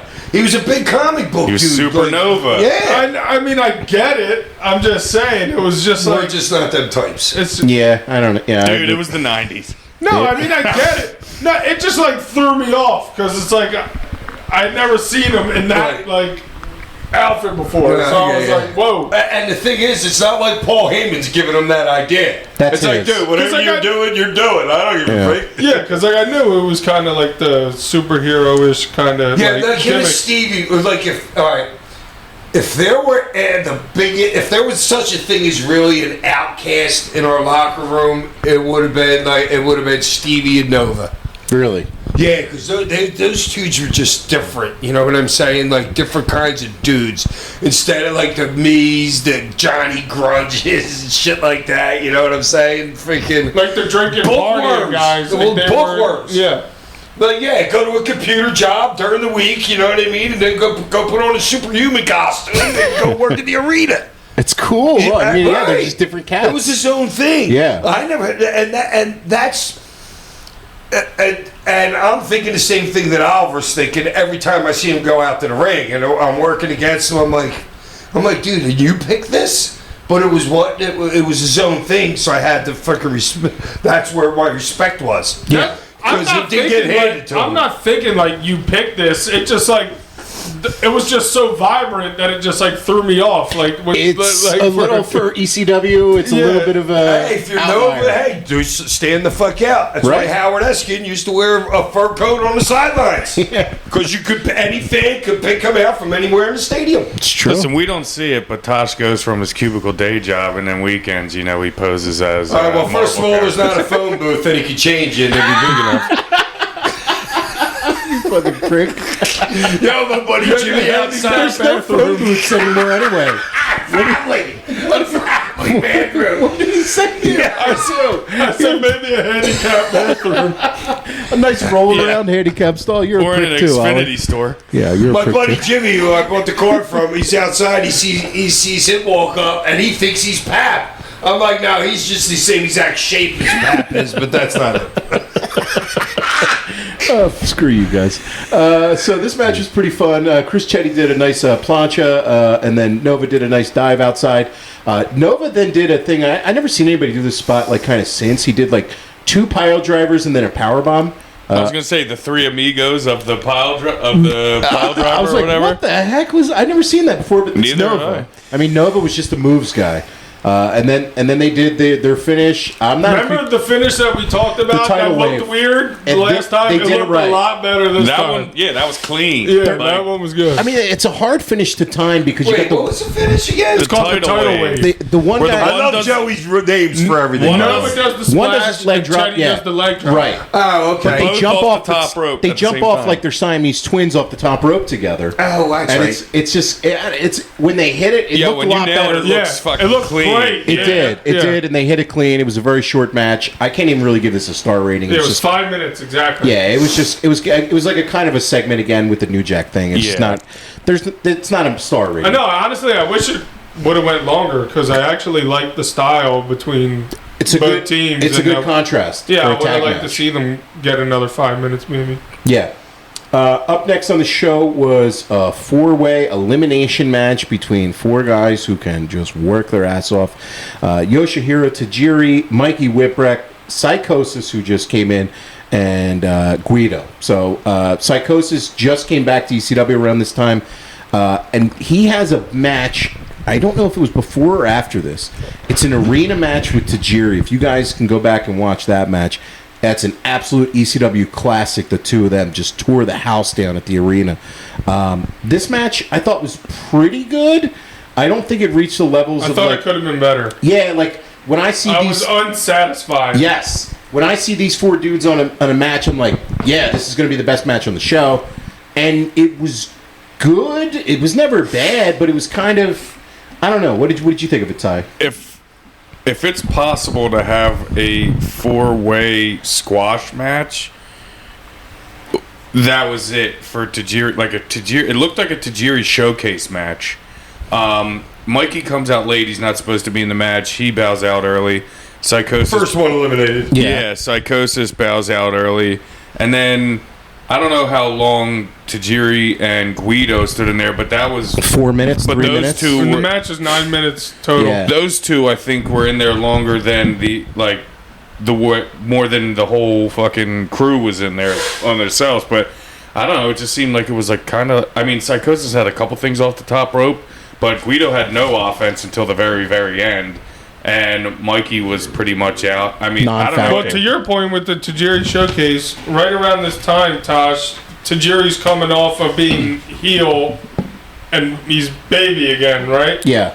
Yeah, So it literally makes- looked like a Tajiri showcase. So it makes a little sense to me why Paul would do that, because he was the most over in the match. The fans were, Clearly, you know what I'm saying, for Yeah. him. So maybe that was the whole point and the whole goal I guess so. of the match. Yeah, True. that's just what it looked like to me. I don't know. I think this match, I know I But say it was very underwhelming, Yeah, considering the four workers. workers in the match. I'm not. I'm not disappointed, but I was I'm a little unsatisfied. It wasn't with bad. Like, I'm not gonna tell you this was a Yeah. bad match, but it would, like, if you're going over the show and you're looking at the card, you're like, oh shit, this will probably be the best match on the show, and it Yeah. just, I don't know. It Give him a half hour and it probably would have I was been. going to say, we've seen those dudes tear the house down. Like, Absolutely. And also, absolutely too, I shred think it. it was kind of a weird start with the way Mikey wasn't supposed to be in the Comes match. out Now he Sinister is in the Minister, match, and it's yeah. like either have him there or not have him there. Well, And that's EC Dub though. I get You it. know what I mean? All right, let's throw this in there. I think Mikey and Tajiri had just split, so you're kind of getting Mikey in there a little. I don't know. You know what I'd like to know? I'd like to know what the actual advertised matches even were. They probably had like me, Rhino, Tommy, Justin, definitely, Justin. and Jerry, Steve Carino probably. Because were. Paulie was no RVD re- RVD and, Scotty, yeah, there was probably four Dude, advertised literally matches. on house shows, Paul would he would never put a card out like if we, you know, because back in the day, Like a flyer or a poster, Yeah, like a we way- didn't yeah. have a freaking computer in our pockets. We had to pull into 7-Eleven or Wawa in the town, and hopefully it was there was a poster in there or whatever. You know what I'm saying? But he would just say this guy's going to be there, and not one single match promoted. Mm-hmm. No other promoter ever did that ever. Yeah, I think to your point though, Ty, I think there was probably 4 matches at least that were promoted for the show. Yeah. Obviously, your match with Rhino, The opener, the main event, The opener, Scotty. definitely not. The 6-man that we just talked about, definitely not. The Baldies tag, no. Definitely not. This one, definitely not. This one, And that's how you know probably you not. got real fans. That's- Showing up because they're like, we don't care who we're It's gonna be seeing. awesome. It don't matter. You know what you're going to get. And, Yep. you know, even if you don't know what you're going to get. So It's actually brilliant by Paul. it kind of is. Well, but you have to understand something. Back in the day, like the way Paulie learned was, if it was Flair Harley Race, dude, that was the freaking main. You know what I'm saying? Back in the day, it used to be like that, but it was like, I don't know. It's like, how do I explain this? In 80, let's say, when you went to an NWA show, you had like 2 matches that were basically what people were paying money to come see. And the other stuff was people walk through the curtain and like give a cursory clap and stuff like that. Our show, it was whoever came through that damn curtain was getting some kind of good reaction. Typically. Yeah. So Paul made the roster so damn strong that he didn't have to put out a headline match. Yeah. No, that's certainly true, man. Yeah, I enjoyed this match, but again, I don't think it really got to the levels of where I would expect for this to. I'm going They got the tarantula in. I mean, love come the on. tarantula. I always pop for that, man. So do I. It's such a great move, even though it can't win a match. You can't win it because it's in the ropes, but I love the tarantula. Anyway, Guido looked phenomenal. Like, just as Guido's ready to go right here. That dude could go an hour in Pancreas in Japan at this point. Tajiri hit him with the mist and then hit him with a brainbuster for the finish. Hack, did you ever take the mist? Yeah, spot? Hack's taken the mist before, haven't you? He has I would no- I'm say pretty no, sure I've seen I'm it. an idiot. Yeah, He's like, nah, I don't know. I think it was one at a time. truck stop in Tucson. Truck stop. Are you a lot lizard, Hack? He's funny. Yeah. What do you give it for? I'll give it 3 stars. I'm going 2. Okay, Hack. 3. Ty? 2. 2. Okay. Up next here, Hack. It's your match against Rhino, man. Oh, man, am I a beast Yo, here. you absolutely are, dude. I loved you coming out with your entrance, man. You really, I would say you milked this, but it wasn't milking it because the crowd Yeah, you wanted couldn't this. get through the crowd. The crowd wanted this, man. I mean, you're making your It way really through looked it. like an East Coast crowd out there. It with, did. Like, the crowd was awesome. Yeah, the crowd was great. You could tell. What's cool about this, though, is you could tell, like, these are people who have been starving for ECW and have never gotten it. Right, because it's LA, so like they've never seen that before. Like, Yeah, and like, but they know what to do because they've been watching it. Yeah. So these are like diehard fans, and they're like just giving it to them like that, and getting to experience a Sandman entrance. You could tell they were into this from the get go. I really like this match, man. I love one of the things I love in your matches, Hack. It's something that I think a lot of wrestlers out there could actually take away from you. Is the selling of your hand after punches. It's fucking, punch somebody on their forehead. It's going to hurt. Your hand's going to hurt. After you Chop punch, somebody. your hand hurts. Yeah. After you punch somebody, like, And a little shake of the Even hand. a chop, dude, hurts. A chop hurts the guy that's taking it. Not as much, no, it hurts the guy that's giving it. Dude, that shit stings your hand. I know, which is weird because I actually think in this wrestling, because wrestling today, we see chops so prevalent now, and guys actually sell their hand after a chop more than they do when they're punching somebody. It makes no sense to me. But Hack, when in your career and how did you learn to throw punches? Because you always had really good punches. I don't know, dude. I practiced. You just practice throwing them? Like Yeah. that's it? I'd be in the bathroom in front of the mirror.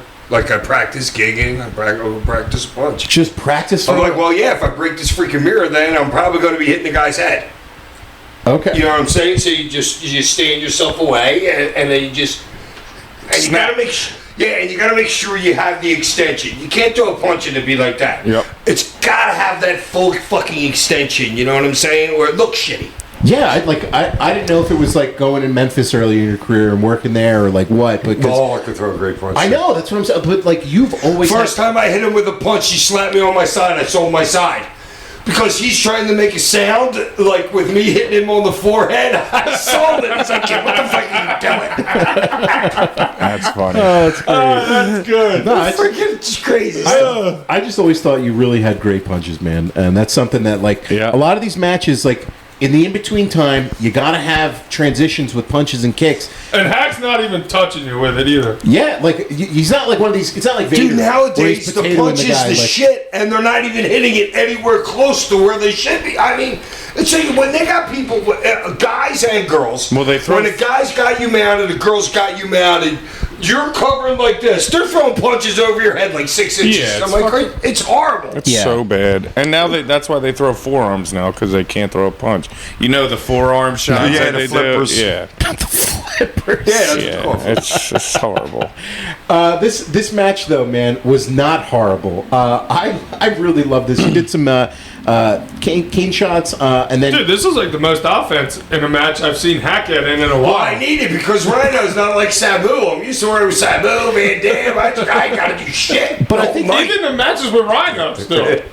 I think you also needed the offense for the story of the match, though. Yeah, sure. Like all the heat. You gotta kick his ass a little bit. Yeah. You know what I mean? Because like you gotta have some credibility, even though. He just fucked up your wife like twice. Right. Like, yeah. And, I was about to a third time. and like give her a swirl. Yeah. Yeah, but I'm thinking right now, listen, a single security guard's going to break us up after this in the locker room, so I can't look that strong. I love the you gave him the Heineken Rana onto the guardrail. Oh, yeah, that's definitely one of my... Oh, did you see me? I asked the kid what his age was Yeah. before Yeah, I gave with him the beer on the entrance? Did you see the guy in the flyer Yes, shirt? they shouted him out. I'm Yeah, going yeah. right there. Yeah. Okay. That was cool. I figured that's what your thought. I know. You asked the kid his age, and he goes 20, and you're like, already. He could have said. He could have said 20. He could have said 8. Yeah, he could have said 20, and the beer was down his throat already. Yeah, he had his collared shirt and tie on underneath the Flyers jersey. Yeah, I don't know what his getup was, Yeah. No, he He got just a beer. came from the office. Yeah. No. but he had to blow off some steam. Also, Yeah. Hack, I don't know if I've ever seen you execute a bulldog before. No, usually I would do it on a ladder. In a ladder match, I'd lay the ladder flat and I would do it. A standard for me. bulldog's in the Is it in Sandman the Sandman moveset. moveset? Okay. It's in the Sandman It's an moveset. ass Maybe, ball. okay. I think it's Frankie's always in a Sandman set. The Senton bomb's always in a Sandman set. So the senton bomb you hit with the guardrail. Perfectly hit on his back. Oh my god! Hit it in the perfect spot you It want was to. so smooth. It was like, man, that is perfect execution. So what's the thinking behind And I the think you guardrail sell more in the than match? Rhino. Nobody ever did it. Another one. I can't believe I didn't even think about it. I guarantee you I'm the first motherfucker to use a guardrail in the ring. Yeah, I told you that before. Guaranteed. Are you saying before then? Some day. Oh, yeah. No, but I'm saying Yeah. you hadn't done it before then already? Because I think Oh, yeah, you would have. Yeah. No, but that's You what and I'm saying. Cactus had guardrail and stuff and everything. Yeah. Well, no, but I'm just saying for that match in particular, it was just, all right, I'm just using the guardrail tonight, or... No, because it was set up. You see how It was easy a I different. got it? It was a I different. I was going to say, he probably walked by it in the back and was like, all right, I'm Well, going to use that. I noticed it was black and the guardrail around the ring was silver, Yeah. so it was like a. I knew it was. Alright, I knew it was like a little different from Yeah, like. it's a total fucking prop. I love know, the but power. you could have just as easily got a table out of the ring and used that. Yeah, I mean, know, but guess it's a you can little only bit use better. that once, though. Yeah, and you- exactly. I can use a guardrail 3, 4, 5 times. Nah, I liked It it. a lot. basically was. It And it's basically was. credible as fuck. It basically was in every move in the match besides the punch. The guardrail was. It was. It was the Whether third. it was you or Rhino I doing mean, I it, love was the use basically. of it. That was. It was real creative. I And didn't like having the legs on it. Yeah, Usually Yeah, I would take. I know you- they're I know you- dangerous. Yeah. Usually I would take the legs You off, cut- but you for get some cut reason I over couldn't there. take the legs off of this one. And I love how The you way guys it was would welded. bend it and then just flip it, do another move and bend On it the other back side. and then flip Of it course. again and then just bend it back and then flip it again. No, it was really creative stuff. Out came Steve Corino and Jack Victory. Victory knocked out the ref, and then out comes Spike Dudley, who also has like either a broken leg or a knee surgery. He was I'm in pretty sure they were saying broken leg broken leg for him. from Rhino. Man, you and Spike doing a 3D. Was this the? You know, that's the my position- huge pop right there. Yeah, the position should have been reversed for the height, though, so Carino didn't almost break his neck. Oh, I know. He did get fucking Well, piled Spike driven can't. almost. Spike can't. He's got a broken leg. Spike can't do the lift. Yeah, it was. I guess. Yeah, you're right. That was. It was interesting to Dumb see you guys In a perfect world, in a perfect world, but Oh, week 5. I don't know, but somehow I called Bubba or something. And I asked him if it was okay to do that. you okayed it with Bubba. Yeah, I wasn't doing their fucking finisher. That's so cool. I love that. I love that, like protecting of guys, like finishes. I know we talked about this on the Respect. the It's one night just stand respect. show. Mikey asking Steve Austin if he could do the whippersnapper, and Steve Austin telling Mikey like, oh, "I got the move from you. It's okay." Like that's I didn't ask you, kid. Yeah. So go. that's so cool to me. Like, and that's so cool that you like okayed it with Bubba because Yeah, that's yeah, I knew there was no way I was doing that move without and that's their okay. finish, and it was very Fuck protected. no. Yeah. But you guys executing it, I thought it was a cool little spot in the match. And if you even think about it, how many times you see 3D ever still? I don't see it a lot. The Usos took it as their finish. They were doing it for a while. Well, yes, I have seen them use it. FTR does kind of like a different version. The Shatter Machine is similar. It's the same mechanics of the 3D. Just the knee drop. Yeah, right, like besides the catching of the guy for the cutter. Yeah. It's the same concept of a move, just a little different. And, you know, I love how they like tweaked it a little bit. I do too when they hit it. And when they don't hit it, it looks like shit. It's like a bleh. Yeah, but when they hit it, it's fucking money. Well, like, it's all on somebody who's selling it too. You got to sell it right. Like you got to have the right amount of pop and pop up, and you got to sell it right. I feel the same way about like Jericho with the Code Breaker. A lot of times that move is just for whatever reason it's not hit crisp, and when it's not hit crisp, it just really doesn't work. They just like kind of drop. Whoever's taking it just kind of like drops and like fall. Like you gotta be like you gotta like take, a stun gun. Like yeah, boom. you gotta Scott Hall in. Yeah, the Scott Hall stunner cell. I want to see freaking that dude. That dude Dax. That dude's good. Oh, he's great. That dude's really. Great. He should be a singles dude and be pushing the freaking moon. That dude. Wow. That's something that I can see Paul Heyman going in and saying from FTR. I love Cash too. Yeah. I love Cash too. I love them both. I mean, I think they both can go singles. I know we haven't seen them in a little while. They've been doing stuff on Collision. They just wrestled this past week, but yeah. So for the finish of this match, Rhino then spears Spike Dudley through the table, where you kind of were turning, and like it was kind of like recreating the spot you did with Laurie the previous pay-per-view, but with Spike, and then he gives Spike Dudley just a pile driver off the apron through the table. For a run-in with a guy with a broken leg, man, Spike sure took a lot. Like, that's dude, that pile driver is nothing. I know you It's told all me this. Rhino's ass. I know you told me this before. And he explodes that freaking thing with the thing just. Boom. It's so great. It looks like $1 million. I love it. And then the finish, I thought it was really good. You came back with some kendo shots, and then he blocked the Russian leg sweep. And man, you take a bump on that guardrail. Like, I thought that was a crazy bump. Like, your head just... It was a nice spot. You're saying no?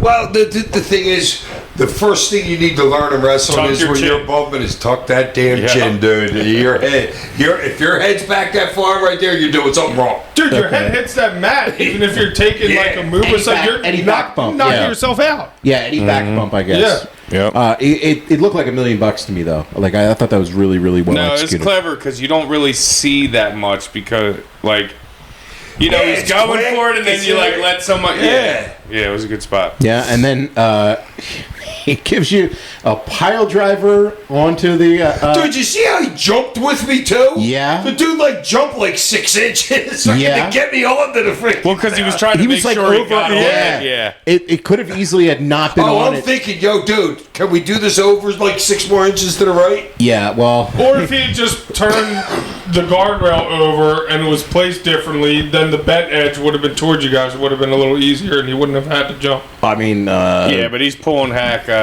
off the guardrail because he's just took a bump on it. So it's I get what you're saying. Like, you're not gonna move it because it's not in right position. great finish. Really, really good match. I thought it was super, super fun. I loved this, Hack, and you're putting over Rhino here. You're really letting him get some shine at this point. What is that like That's for you? my job. I know, but like, it's so interesting for me to see a guy like you come in. You're coming off the WCW run. You're the former ECW champion. You're as over as you are. I meet him in New Orleans, and I'm like, kid, you're going. I told Dreamer's like, oh, you're working with this kid. And I saw him lose to Mike Awesome and Sabu on TV the couple weeks before that. So Tommy's like, yeah, whatever you want, and you over. I said, no, I'm gonna put the kid over. He looks at me, and goes, all right. And then that was the night I gave him his finish, the spear through the table. That's so cool to me, man. Like I like that giving back, and like I saw it right away. I'm like, this dude's a mom. I can do a program with this fucking. Well, he dude. don't ever go over anyway, so Right, like, exactly. It doesn't matter to him. It doesn't matter. He's losing 99% of his matches at this point anyway. But that's not how most guys think. I mean, most guys in the business are this selfish ego kind of thing. Not and I'm most just guys just as I hate to give him credit, but not most guys are as over as he is. That's true too, man. I know. Kevin Sullivan. Yeah, not every guy can lose every night and be over. Kevin Sullivan looked me right in the eye. He goes, "Kid," when he was leaving to go to WCW, he goes, "Listen, kid, I'm giving you my wife. Take care of her. You can lose every single night of the week. Every promoter will love you because you can lose every night of the week, and you'll get over more than the guy that beat you." It's exactly the words Kevin said. And it followed his whole career. I mean, have Literally. we done Kevin saw it in me, like I saw it in Rhino. You Yeah. know what I mean? You just see it. Yeah. I can't even tell. All right, I can tell you the last match Hacks won, but it's only one, and that's guilty as charged. 2001. I was going to say, have we done a show where he's won yet? No, he went over. Some of the WCW ones. He won matches. He won a match against Knobs. Oh, right. He did. Oh, I did win that match against them. Those don't count. Those don't count. Those are garbage. Enter Sandman. He beat Shane Douglas and Cactus Jack in the same night. So we saw him win those two. Oh, okay. So we have seen some But I wins. did want to beat Knobs that night. You did. Well, because you have to Fuck understand it's a different world. Stiff fuck. Yeah. It's a different world than Well, from yeah, you like don't my wanna do a own little job to home, Knobs. like tiny like ECW locker room and all my friends and shit. It's a different world there. So you got to. It's like you want to be a dog. You know what I'm saying? Well, and at that point in time at WCW, like, you're not over. You're not ECW over. You know what I'm saying? Right. So you kind of need a little bit of credibility. Yeah, you don't lose in those companies and get over. It's just True. because I know I'm not going to have that chance with the top of the lineup that was there. You know what I mean? I just really like what you did for Rhino's career and really getting him some traction. It certainly went a long way for him because he had a pretty good run in WWE and he had a good run in TNA and really good worker and presentation. And I mean, he had 2 stints in WWE, didn't he? Not? yeah, like 2 different. Yeah, two different stints in WWE, and he had a heck of a And career he was himself. probably his best in TNA. Yeah, I mean he had some runs, and it's really cool to see him at like. This isn't the beginning, but it was the beginning of him getting over as a character, and a lot of that is working with you and doing this program. And I know Raven has always said if you work with a top guy in a program, you will eventually become a top guy by being in that program, and this is certainly the case of that with Rhino here at this point in ECW, really getting somebody over to another level. And I know a lot of people look back at this time of ECW, and it's like a lot of the booking and stuff. It's like, dude, if they kept going, I mean, they had the guys in place in the next level in a certain area, and Rhino was one of those guys. Definitely to do a program with RVD down the road. I'm sure that was penciled in, but yeah, really cool stuff. I give this match 3.5 stars. What about you, Ollie? Yeah. I'll go 3.5. 3.5. I'm stuck between an 11.5 and a 12. Okay, Just saying. Ty, what do you go for Hack's match here? That's about right. 3.5, 4. Yeah, I would probably 3.5. say. I mean, It was good though. It's one of the better Fun brawl, Yeah, like really better fun ones. brawl, and laid out really sharply and creative Yeah, stuff. that we've No. watched for It's sure. like did we even do a spot really? Like more than one thing that was connected? You know what I'm saying? No, not really. No, Like- but I was just gonna say. and It there was, was no spear through a table. no, and it was just coming out. That was my idea. You didn't I'm want like, that? no, kid, you got to beat me some. I need you to beat me a better way. Right. You already beat me like that. Let's find something. Let's do something. Yeah, different. there was no real downtime. Like, even though the spots weren't connected, there was no downtime in the match. Like, it was just like it was short too. It was Yeah. under 10 minutes. 8 Short minutes, and sweet, 38 baby. seconds. Yeah, but action packed. action packed, Sure fun, was. fun, and you kept the show going, man. So up next on the show was RVD taking on Scotty Anton, the American Male. This was RVD's second match back. I mean, he probably had some others on TV and house shows leading up to this, but RVD broke his foot, and then he lost the match to Jerry Lynn, which was his first pinfall loss in over 2 years. Scotty cost him the match. We reviewed that on a prior show. Yep. And they're doing this gimmick with Scotty being in the network, and they give him the gimmick of the clap, and it comes out to this god-awful theme That song. was Paul's idea. It was I awful. was there when Paul gave it to him, and I'm looking at, I remember exactly where we were in the arena when Paul's telling. He's like, "Kid, you're not gonna like this." He goes, "But I guarantee you can get it over. This is just like Paul being Paul. I guarantee you can get this over." And he starts doing the clap, and I'm like, "Are you fucking kidding me, dude? Awful. You want him to go out and do that?" But I'm just thinking this in my head, you know what I mean? Just because I happen to be in earshot. And he hated it. And Paul, like, it took like 2 minutes maybe, which seemed like 9 years to me back then. But But he was like, all right, I'll give it a try. I mean, it's I supposed thought it was awesome. it's supposed to be cringy, right? It's supposed to be so bad that it's good kind of thing. Exactly. That's what it is. I know that. That's why but, I thought it was awesome. but at the same time, it's still bad. Like, it's not good. I understand what the thought process is of it. I can still see dude. There's nice guys in the business, like Chris Candido. It was the nicest dude ever. Scotty Anton's pretty close to him. Great, just nice freaking guy. I'm Dude, so happy to see You it. should have seen his face, though. Well, I'm so happy to see how well he's doing right now. He did a lot of stuff. Yeah, I saw him in Chillicothe, maybe. Yeah, he did a lot of stuff with DDP, and he's been doing really, really well. So proud of Scotty. And Yeah, great for DDP too, and helping those dudes. oh, dude, DDP's the man for that. Like, seriously, that's his. I probably need to go down there. Yeah, you do. Well, let's Gator get- Bob, dude. You will seriously, you He turned do. me into a beast. Let's get you down to DDP then, man. Well, let's hit up. Seriously, man. We'll Dude, figure. a month down there, you'll be You'll be a doing new yoga, man. touching your toes. You might and- actually be able to do Can a match already again. touch my toes. All right. Prove it. Yeah. Oh, no, he's doing it right now. Oh, Yeah. No bent knees. Oh, He bent did. knees. He did. Bent knees. Bent knees. Oh, he's got a new one.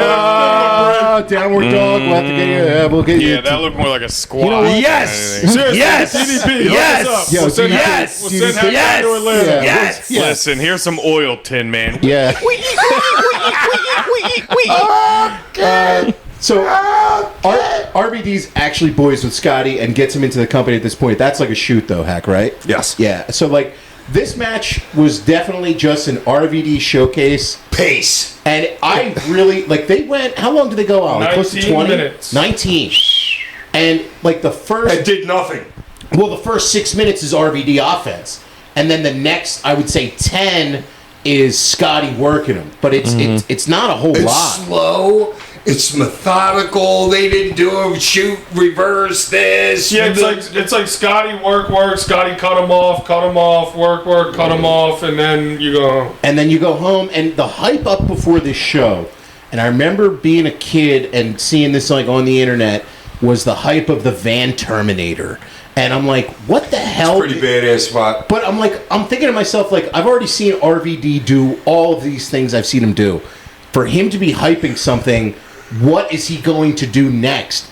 And then I remember when I first saw the Van Terminator, I was like, yo, what the heck? Like, Rob Van Dam at this point is on another level. And for him to be able to do and he's that. feeling it. Another thing that got taken from ECW, the Van Terminator. Shane McMahon. This match was really just like, it's there for the showcase. It's there to get RVD over. I love Joey Styles pointing out on commentary in the match where it's like, all these wrestlers had to travel in, but RVD lives in LA and he has a home field advantage. He got to sleep in his own bed and work out in his own gym. And I'm like, Dude, that's cool kind of commentary. I know, but you don't have any idea.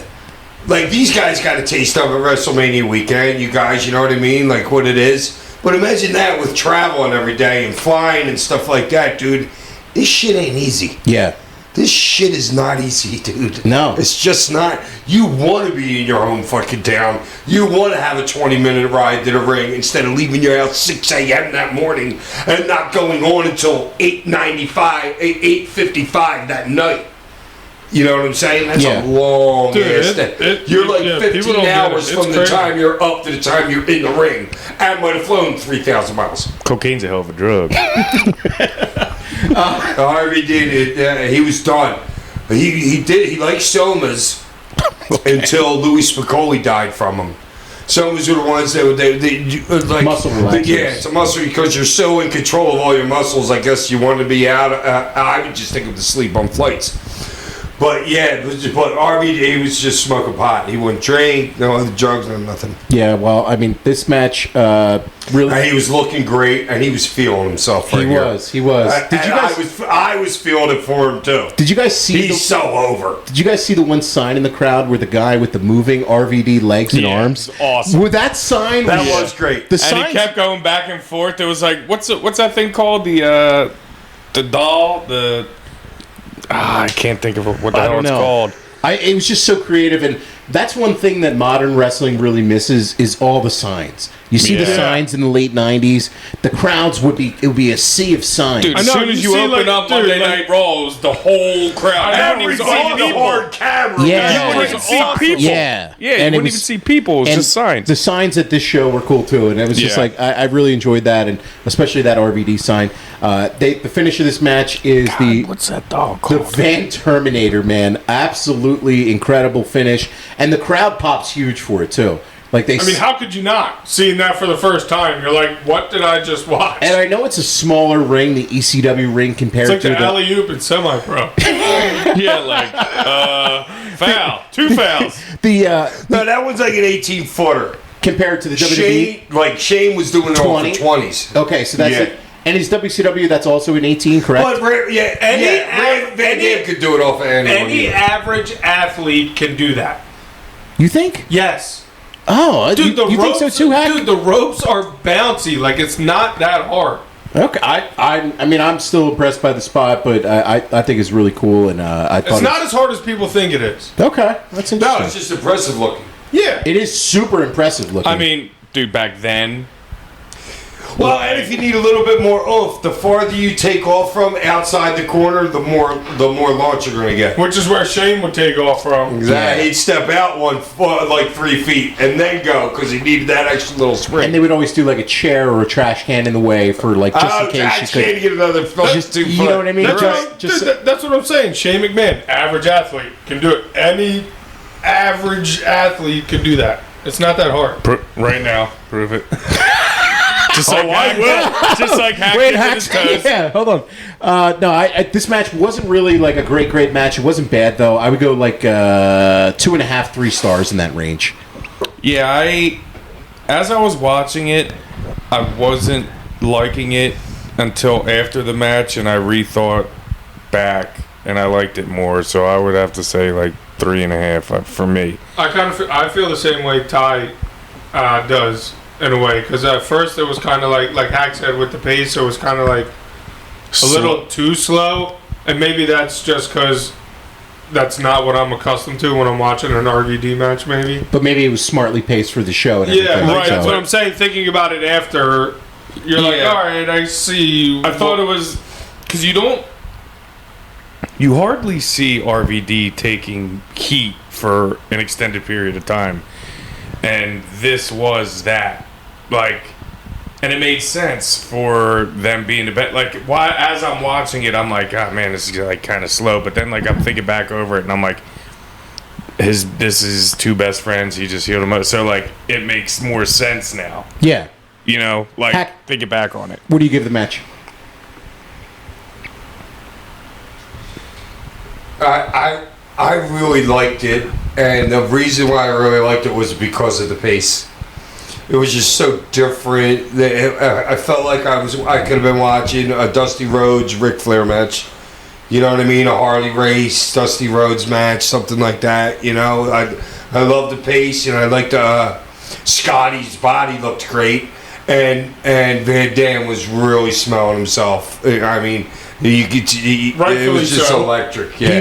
He was somebody special. I'm like, yo, is that dude He over was more like- than me? and he was like the Joey did such a good job of putting him over. Like when he did like the press with Scotty over his head. oh, the gorilla Oh my press. God, that's The my gorilla- note. I yeah, got the there. gorilla press That spot. was impressive. Yeah, and Joey did a great job of putting it over.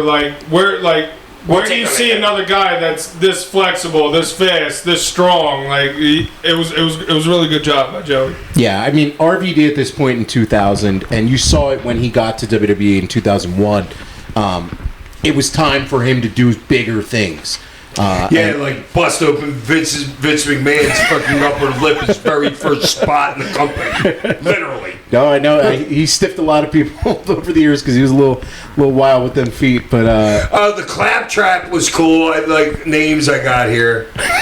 we talked about the clap already. That's Like assault, just the brother. spot that they were called. The claptrap was the Oh, okay. leg, like, with the spot. sharpshooter when he was doing the sharpshooter. Oh, I love when this- he had RVD's hands doing the clap. Oh, When he was doing that the was stretch funny out. as shit. Oh, I have to give shouts out to Fonzie. I had this in my notes too. Fonzie sold the leg at the end, man. He's limping around at the end of the match, and I'm like, that's a pro right there. He my leg, freaking Daddy. knows. Yeah, my leg. Like, He knows. He sold that all the way. He sold it the rest of the night. That's a pro's pro right there, man. Yes. I Yeah, really good call. enjoyed that. That was awesome. My leg, Daddy. Up next on the show was the ECW World Title match between Justin Credible and Tommy Dreamer. We did review everything before with the XPW contingent, but the match itself, man, Tommy comes out with Jazz and then Gorgeous George. She was Why weren't they saying her name and they were just referring to her as Tommy's secret weapon? I Contract, believe maybe? that contractually, WCW had the rights to the Gorgeous George name. Okay. I believe Randy Savage and his brother. Gosh, she was smoking. She was gorgeous, man. Absolutely gorgeous, dude. It's in the name. She really, she truly was. But like, I believe Macho Man or his brother had the rights to the name Gorgeous George. I mean, Gorgeous George was like a famous like '60s wrestler. Yeah. And they bought the rights to the name and then gave it to her right. when Randy met her as the valet. And like, I think that they probably had the rights to it still, so ECW couldn't call her that. Right. Look, she was. I'm surprised they didn't find a better name than the secret weapon. I mean, you could have called her like, I don't know, anything else. like it was just kind of a corny name, I think. But She might not have been hired until that afternoon. I mean, I think she was brought in before. She was brought in like the TV before for this. Oh yeah, Yeah, I think she. because I was wondering what the hell she was doing out there. I think she was brought in the TV before beefing with like Franny. Beefing with who? Francine. Okay. So yeah, the opening of this kind of took the match out, and then they kind of like, I don't know, the brawl and everything. They finally get started, and then they go and brawl, and they brawl up to where the announcers are. Dude, what was that spot Dreamer was doing? Was you On talking the about ladder? Okay, so Did he miss the table totally? Yes. I think he was supposed to go through one of the tables. Yes, absolutely, Ollie. One of the Why didn't he just take a backdrop onto the table that was? Because he's an idiot. something happened with the I ladder. can't wait to ask him about that spot. Something happened with the ladder, and you could tell. Yeah, his fat ass, half ass broken. Justin pushed it, but it looked like he jumped. It looked like he could have just took a punch and just fell back and went right onto a table. That was, Man, it made a sound, and I was it like, did look good. it did not look good, and I watched it a couple times and still couldn't figure it out because it was so dark. I didn't really see him land. They Like, didn't have the best lighting. I thought he like smacked his head on the table. Like, I did too. Yeah, yeah, that's why I kept rewinding. I did too, but you can't really see it, and like the lighting of this. Like if you're going to do a brawl into the crowd, like Get a spotlight up there. Oh my God! It'd take 9 weeks to do the spot. Jesus Christ! it was just kind of whatever. He there. walks him all the way up there, and then he's gone for like 30, 40 seconds. Here he shows up with a ladder, another 30, 40 seconds till he climbs up on the table with it. It was horrible, Tom. Yeah, the finish of the match, Dreamer was climbing the ladder, and then Franny gave him a low blow. And then he almost almost killed he Francie. falls back on her, and I think her life probably All flashed. three of us. It was the second or third time I watched it. You know, I was like, oh! I think her She life. should have. She stood there a little too long. She should have did the thing and then tried Went to get down. out of there. But man, it was like that, and it was. Man, I don't know. And that ladder ain't the most sturdy ladder. No, you're talking either. about like the painter kind of ladders, Yeah. where it's the one side. Those ladders are so flimsy. They probably should be illegal, actually. I'm pretty sure there was a chalk outline of Franny's body on the fucking mat. And Franny's like, oh my God, I have more spots to Tommy, you do. just crushed me, you fat ass. Yeah, literally. So then Jazz and Gorgeous George got in the ring. They were kind of teasing that they were going to attack Francine, but then George, with her huge platform shoes. I thought you were going to say something else. You're on tonight, man. Yeah, he is. That's what I was thinking. her ginormous, voluptuous platform shoes. Her silky. Yeah, she fell that because she's not a spotter, dude. No. She's not a wrestler at all. No, we And saw- she's on Gene Simmons Kiss boots, freaking platforms like 8 inches. Yeah. She fell doing the first spot with what's her name, fell doing the second spot. It was awkward and clunky. And then Great chick, though. they Gorgeous George and Francine teased doing like a little like make out kind of thing. I don't know what was going on there. And then Francine tried a Bronco Buster, but Jazz kicked her. Bad camera angle. Or the camera missed the kick. Yeah, to missed the front. cooter. Yeah, The cooter kick. Yeah.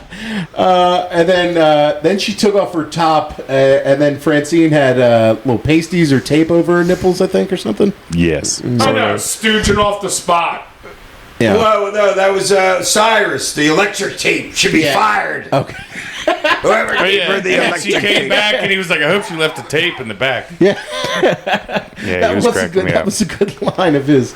Credible then gave Jazz a tombstone. Looked real good. It did look really, Yeah. really good. Jazz is great. Dreamer Great chick. Dreamer then gave a diamond cutter, which they called a Tommy Hawk. I forgot that they called it Yeah, I that. thought it was the Hawk Tua, the Tommy Hawk Tua. Whatever. Dude, I they was like, got what? me on that. The Tommy Hawk? Motherfuckers, I hate to admit it, but I forgot. Wait, and I'm like, how could they get you on that? I didn't remember it either. I thought it was over. Yeah. Oh, they got you on the finish. Yeah. They got you on the finish of that? And I'm like, wait a minute, Tommy's not winning this freaking match. Are you an serious? asshole. You idiot. I got mad at myself afterwards. After the promo he did before in the backstage. I know. We forgot to talk about the promo Tommy did before, where he's like headbutting the lockers and he's yeah. talking about the sacrifices. Yeah, I was like, It was a there's- good finish to the promo. There's no way he's going over after that promo. Like, it's just Tommy Oh, Dreamer. yeah, I'm so mad at myself. It's Tommy Dreamer, man. He's not going over in this match. And then I guess Dreamer got the barbed wire down, and then the barbed wire was kind of in a few different spots. And then I guess they were kind of rushed, it seemed like almost towards the end here.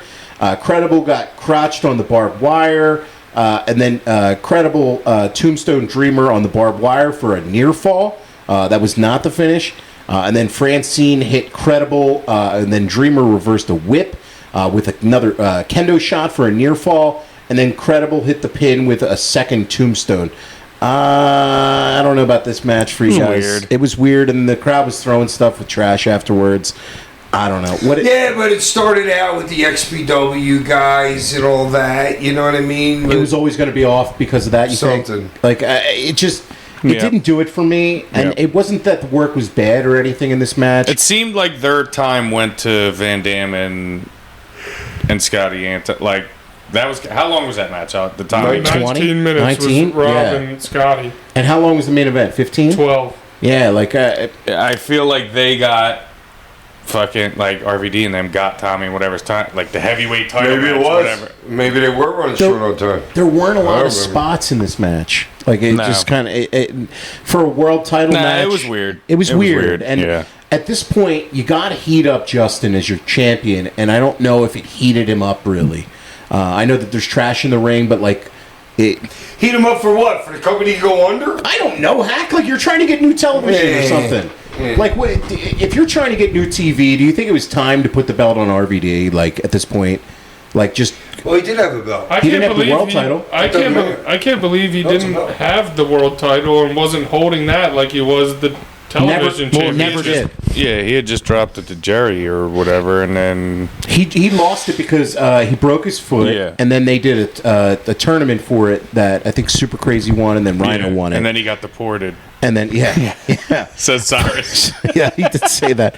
I don't know, man. The main event to me, it just didn't do it for me. I think I would go Yeah. like two I'm and a half saying stars. 2. Yeah, like it just never got going. I that's kind of where I think Yeah, I about mean, it. 2 just...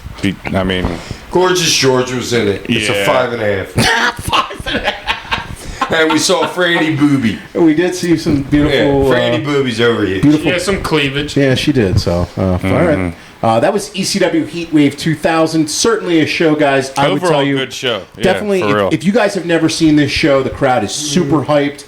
It is a fun show. You get to watch Hack and Rhino. You get to watch a lot of cool matchups, and get to see the cool invasion of XPW invading ECW as well. Guys, I got to tell you, if you haven't had the opportunity to, definitely buy the merch. Grim. Merch. Finally! Merch. Your T-shirt's out and your boo hissing. Oh, I thought it's printed? It's like ready for sale? It's pre-ordered. Yeah, It's pre-ordered. This freaking I thing. know, but get the orders in. Hack, you boo hissing your own I shirt. gotta order one. Yeah, well, get it in. Guys, buy that merch. We got our links in our bio. We're always throwing it up on our stories, and definitely make sure to purchase one if you guys love the show, support the show. Grab a T-shirt and let us see pictures once you get it. Next week on the show, we will be covering SummerSlam 2024 on the show. Woo! As always, send us in listener questions to sandmanpod@gmail.com.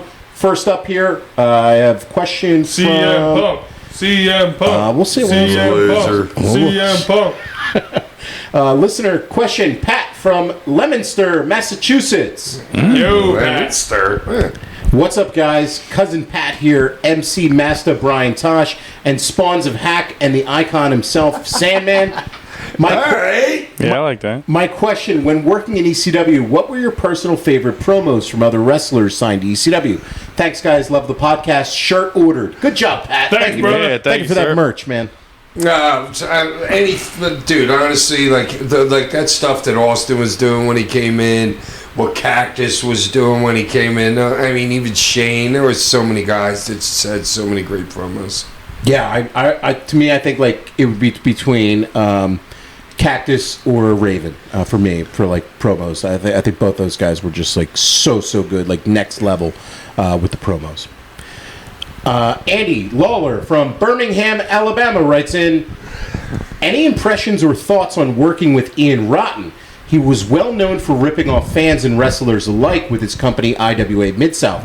Got me for $500 on tickets for a show he advertised that never happened. Damn, man, what did you buy out the whole building? Seriously. $500 for an IWA I know. What were you Mid- sitting in the ring? Yeah. I thought he'd be working with me for $500. I mean, Jesus, man, that's a lot of IWA Mid-South. Was that like a season ticket for the show? Right. Luckily, I put a PayPal lien on him, and he had to pay me back. Then blocked me on Facebook. Keep up the good work. Best podcast on the planet. Any memories of Ian Rotten, Hack? Well, I'll tell you, I went down early in my career in Baltimore for a show for him and Axel. Okay. We're like doing a show in Baltimore. I worked with the Rockin' Rebel. He gave me a hard way, hit me with a wood chair, hard way me in the head. And those dudes, they didn't pay me. Whatever they said they were going to pay me, they gave me less. And then afterwards, we're at the strip club tipping strippers when they could have paid me. So I kind of had heat with both of them. Not like heat, but I wasn't getting close to either one of those two ever since that my very first time like dealing with them. Wow. So So Cinnamon got your money. Pretty much. So hold on, Hack. Like when somebody's shorting you with pay, are they like, sorry, brother, the house was low? Yeah, like something whatever. like that. Yeah, like some BS. And you're young and you know it's going to happen because everybody tells you it's going to happen. You know what I'm saying? But like when you're you just remember it. When you're getting payoffs for shows, do you get like half before, half after? Or like what's the usual Well, going like right rate? now? Yeah, like Like I'll have if I don't know you, then I'll have them send Ty a deposit. Okay. You know what I mean? Something like that, like 20-25% or whatever, just to hold that date. Okay. You know what I mean? Yeah, I didn't know But how. back then, nah. You got paid cash in an envelope back then. And you'd get it when the show's over or when you get to the building? Yeah, when the show. Well, me, when the show's over. Okay. You know what I'm saying? Maybe if it was somebody different, then they're like, pay me before, you know? Damn, man. So Ian Rotten, notorious. A lot of guys in the business have Ian Rotten stories from I don't know. I IWA. just know my story. Yeah. This next question is from Ramon in Joliet, Illinois. I recently saw a funny ECW bit where the BWO were singing Kiss Rock and Roll All Night, and you came out and crashed the party. You then grabbed the mic and started singing I Want to Kick Your Ass All Night and Party Every Day. I was laughing my ass off for a good 5 minutes. Do you have any memories of this? And if you remember, who put this running together? It was obviously Paul's idea. I'm watching through the curtain, and I am totally and utterly entertained because the crowd's going, they're going. You know what I mean? I don't want to hit the ring and beat the shit out of them. You know what I mean? But I ended up having. What was the other question? Who put it together? Do you remember? Oh, well, yeah, me. I'm going to go out there and cane you guys at some point. And that was off the cuff. Me grabbing the microphone right now, there was zero plan in that. I had that idea right there, right then. Okay. Oh, it's a cool memory. I wish I could have said that I had it set up. You know what I mean? But dude, it was off the top of my That head. was off the top of the head. I think it's better that it was off the top of the I head. think so too. That was a really cool memory and one of the fun things that the BWO Oh, dude, did. it was good shit. The Yeah. BWO was good. Every week they had something great coming out. Yeah. With like Stevie Von, somebody Rashke. here. Stevie Von Rashke, yeah. it was great stuff. Really good stuff. Jimmy from Coffeeville, Kansas writes in. Coffeeville. Jimmy. New listener here. What did you think of Brooks Jensen kind of borrowing the plaid gimmick and moveset and sitting in the corner from Raven gimmick on NXT? I don't know if you had a chance to see this Brooks Jensen guy. No, what's he? He's kind of doing like the plaid and he kind The of sits. Plaid's MJF, right? Well, MJF does the plaid with the scarf and stuff, but I think Okay. he's talking more of like the. Well, the, not anymore. It's Yeah. on all his leather jackets. There's plaid He's somewhere. talking about like the Like the- cardigan yeah, like tied the- around the waist. Yeah, like Oh. that look, like the you know. Ah, Yeah, you've never seen Brooks Jensen. You don't watch NXT at all, or okay. Sorry. You do No, watch NXT, but yeah, he's- just every once in a while. Yeah, he's pretty good. He also asks, "What is your favorite gimmick from AEW and WWE?" Mine is Christian's father character in AEW, which Christian's great. It's over. The learning tree. And then I'm just kidding. And then he also says LA Knight going from a male model to superstar. So I don't know. Who's your favorite gimmicks characters for AEW and WWE right now? Mommy's always on top. Well, AEW doesn't have, to me, don't have a lot of characters. You They're love all Toni just Storm, like melded. What? Tony Toni Storm, Storm. the black and white. You love Toni She's a Storm. badass. Oh, Yeah. she AEW. I'm thinking she's WWE. Oh God. I get the freaking companies confused. I know, but geez, I mean, I'm alley-ooping one for you there. For you love Tony. Dude, she might be Well, everybody my, knows I love Tony. She's my favorite character in all wrestling. I at the love her moment. too. Yeah, and WWE. Who's your favorite character? Heck, Randy. Randy is a gimmick.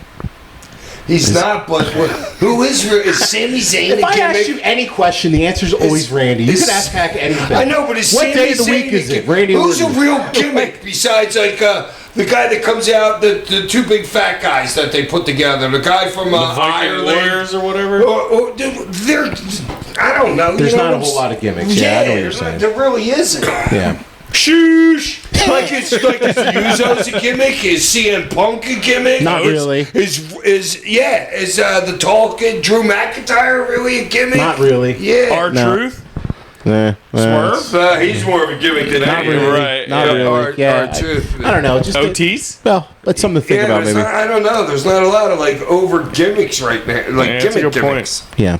Up next here is Doug, the professor from Orangeburg, South Carolina. What are your Professor? credentials, Doug? Yeah, seriously, we need to PH see. Doug, Yeah, PhD? Doug, I don't know if I'm believing this, dude. This is a work here, brother.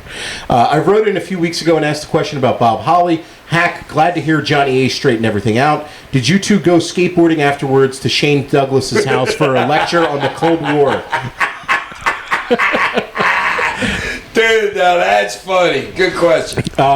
This is my real question. I remember reading years ago that the Pitbull, Anthony Durante. Durrani overdosed on fentanyl in 1995.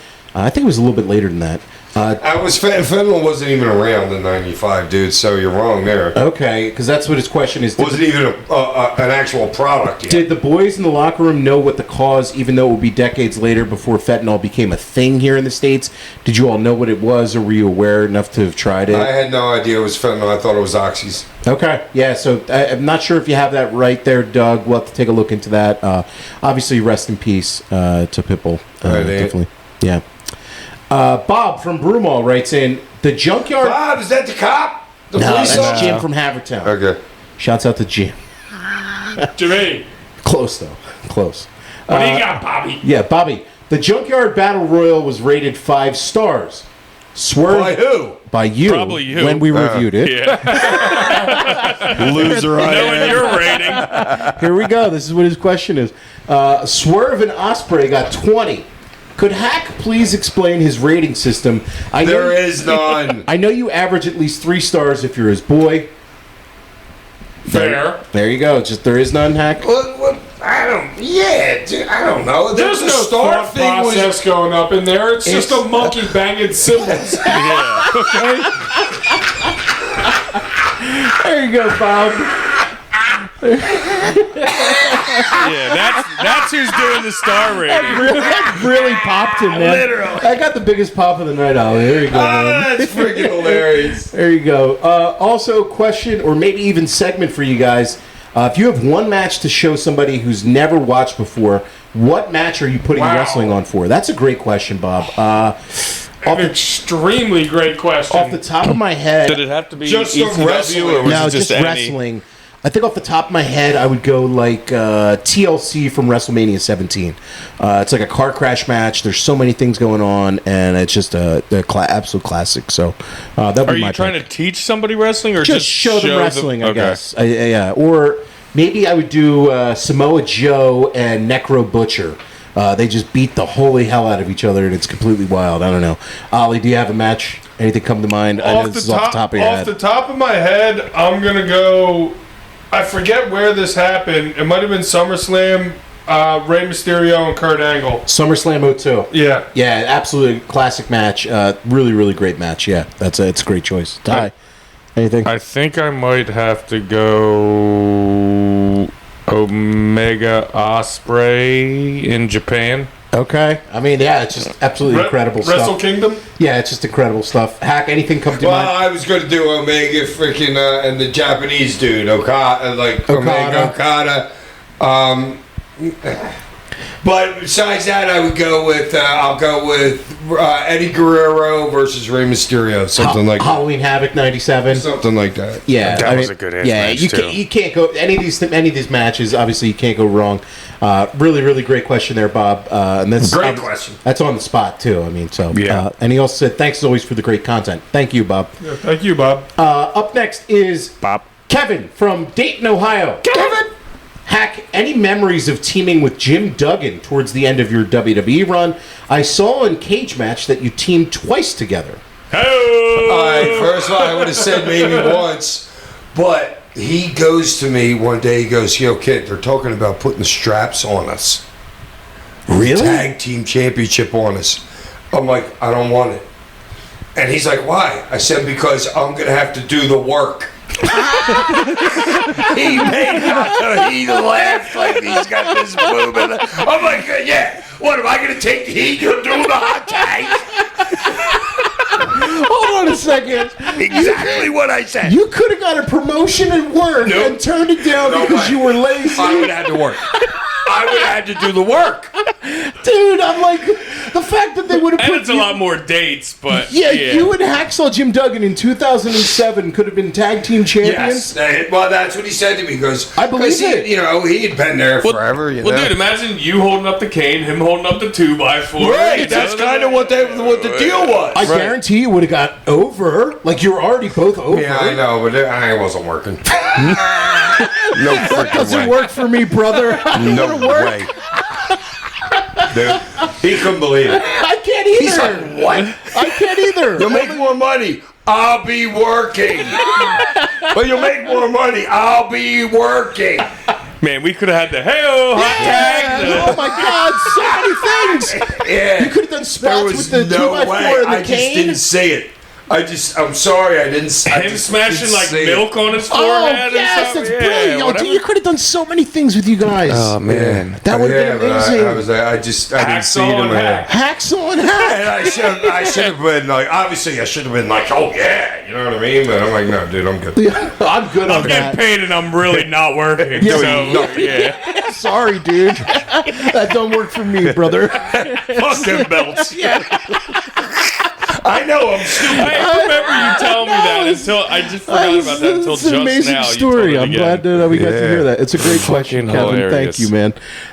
As always, guys, follow us on social media, Sandman Pod on Twitter and The Sandman Podcast on Instagram.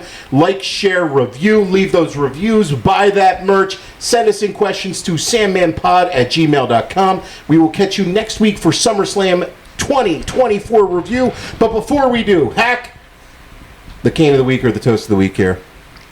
All right. I think I know who your toast of the week is. Toast of the Brandy Week. for showing her boobies. Oh! I thought you might have went Simone. That's what I was gonna say. Simone Biles. Simone Biles. Yeah, I Oh, wow. I thought you were. I know I was sitting here this afternoon watching her win the all-around gold. Absolutely incredible. On the edge of the couch, dude. Absolutely I just like gymnastic, much easier for me to watch than like swimming or badminton or handball. I have no idea. Gymnastics is my favorite Olympic event to watch. I have no idea what's going on, but I am still impressed by every single person, every single time. The things that they do is just absolutely incredible. It's just to watch that is amazing. And The balance beam is incomprehensible to me. I can't even. We just laughed at half Easy peasy. And First of all, you would break it. You'd be the first person to break a 6-inch wide piece of wood. And I think I have 4 inches wide. And I think I have deep I meant. decently good balance, but like I don't know. That's so that's straight impressive. retarded. No, It's so impressive. Definitely super cool. How do you even practice? I mean, how do you even practice? I have no idea. I don't know. Like put a chalk line on the floor or something? You got a cane of the week, Hack? Oh yeah, the Phillies. Oh God, we can't even, dude. I don't 4-11. I don't look. If you take out that Dodgers sweep we had a couple weeks back, It would be. Oh my God! Right as soon as we got back from England. yeah, There'd be pitchforks outside the bank. dude, things are bad right now. They're Dude, not I'm worried. hitting. We got 5 guys batting under 255. Yeah, dude. it's not good. It is really. Listen, depressing. It's August. It's a little So all early. those Phillies fans out there, put some good energy out there. Put some for good them. energy. It's We all right. need it. We will catch you next week on the show. Take care. Ain't it foggy outside?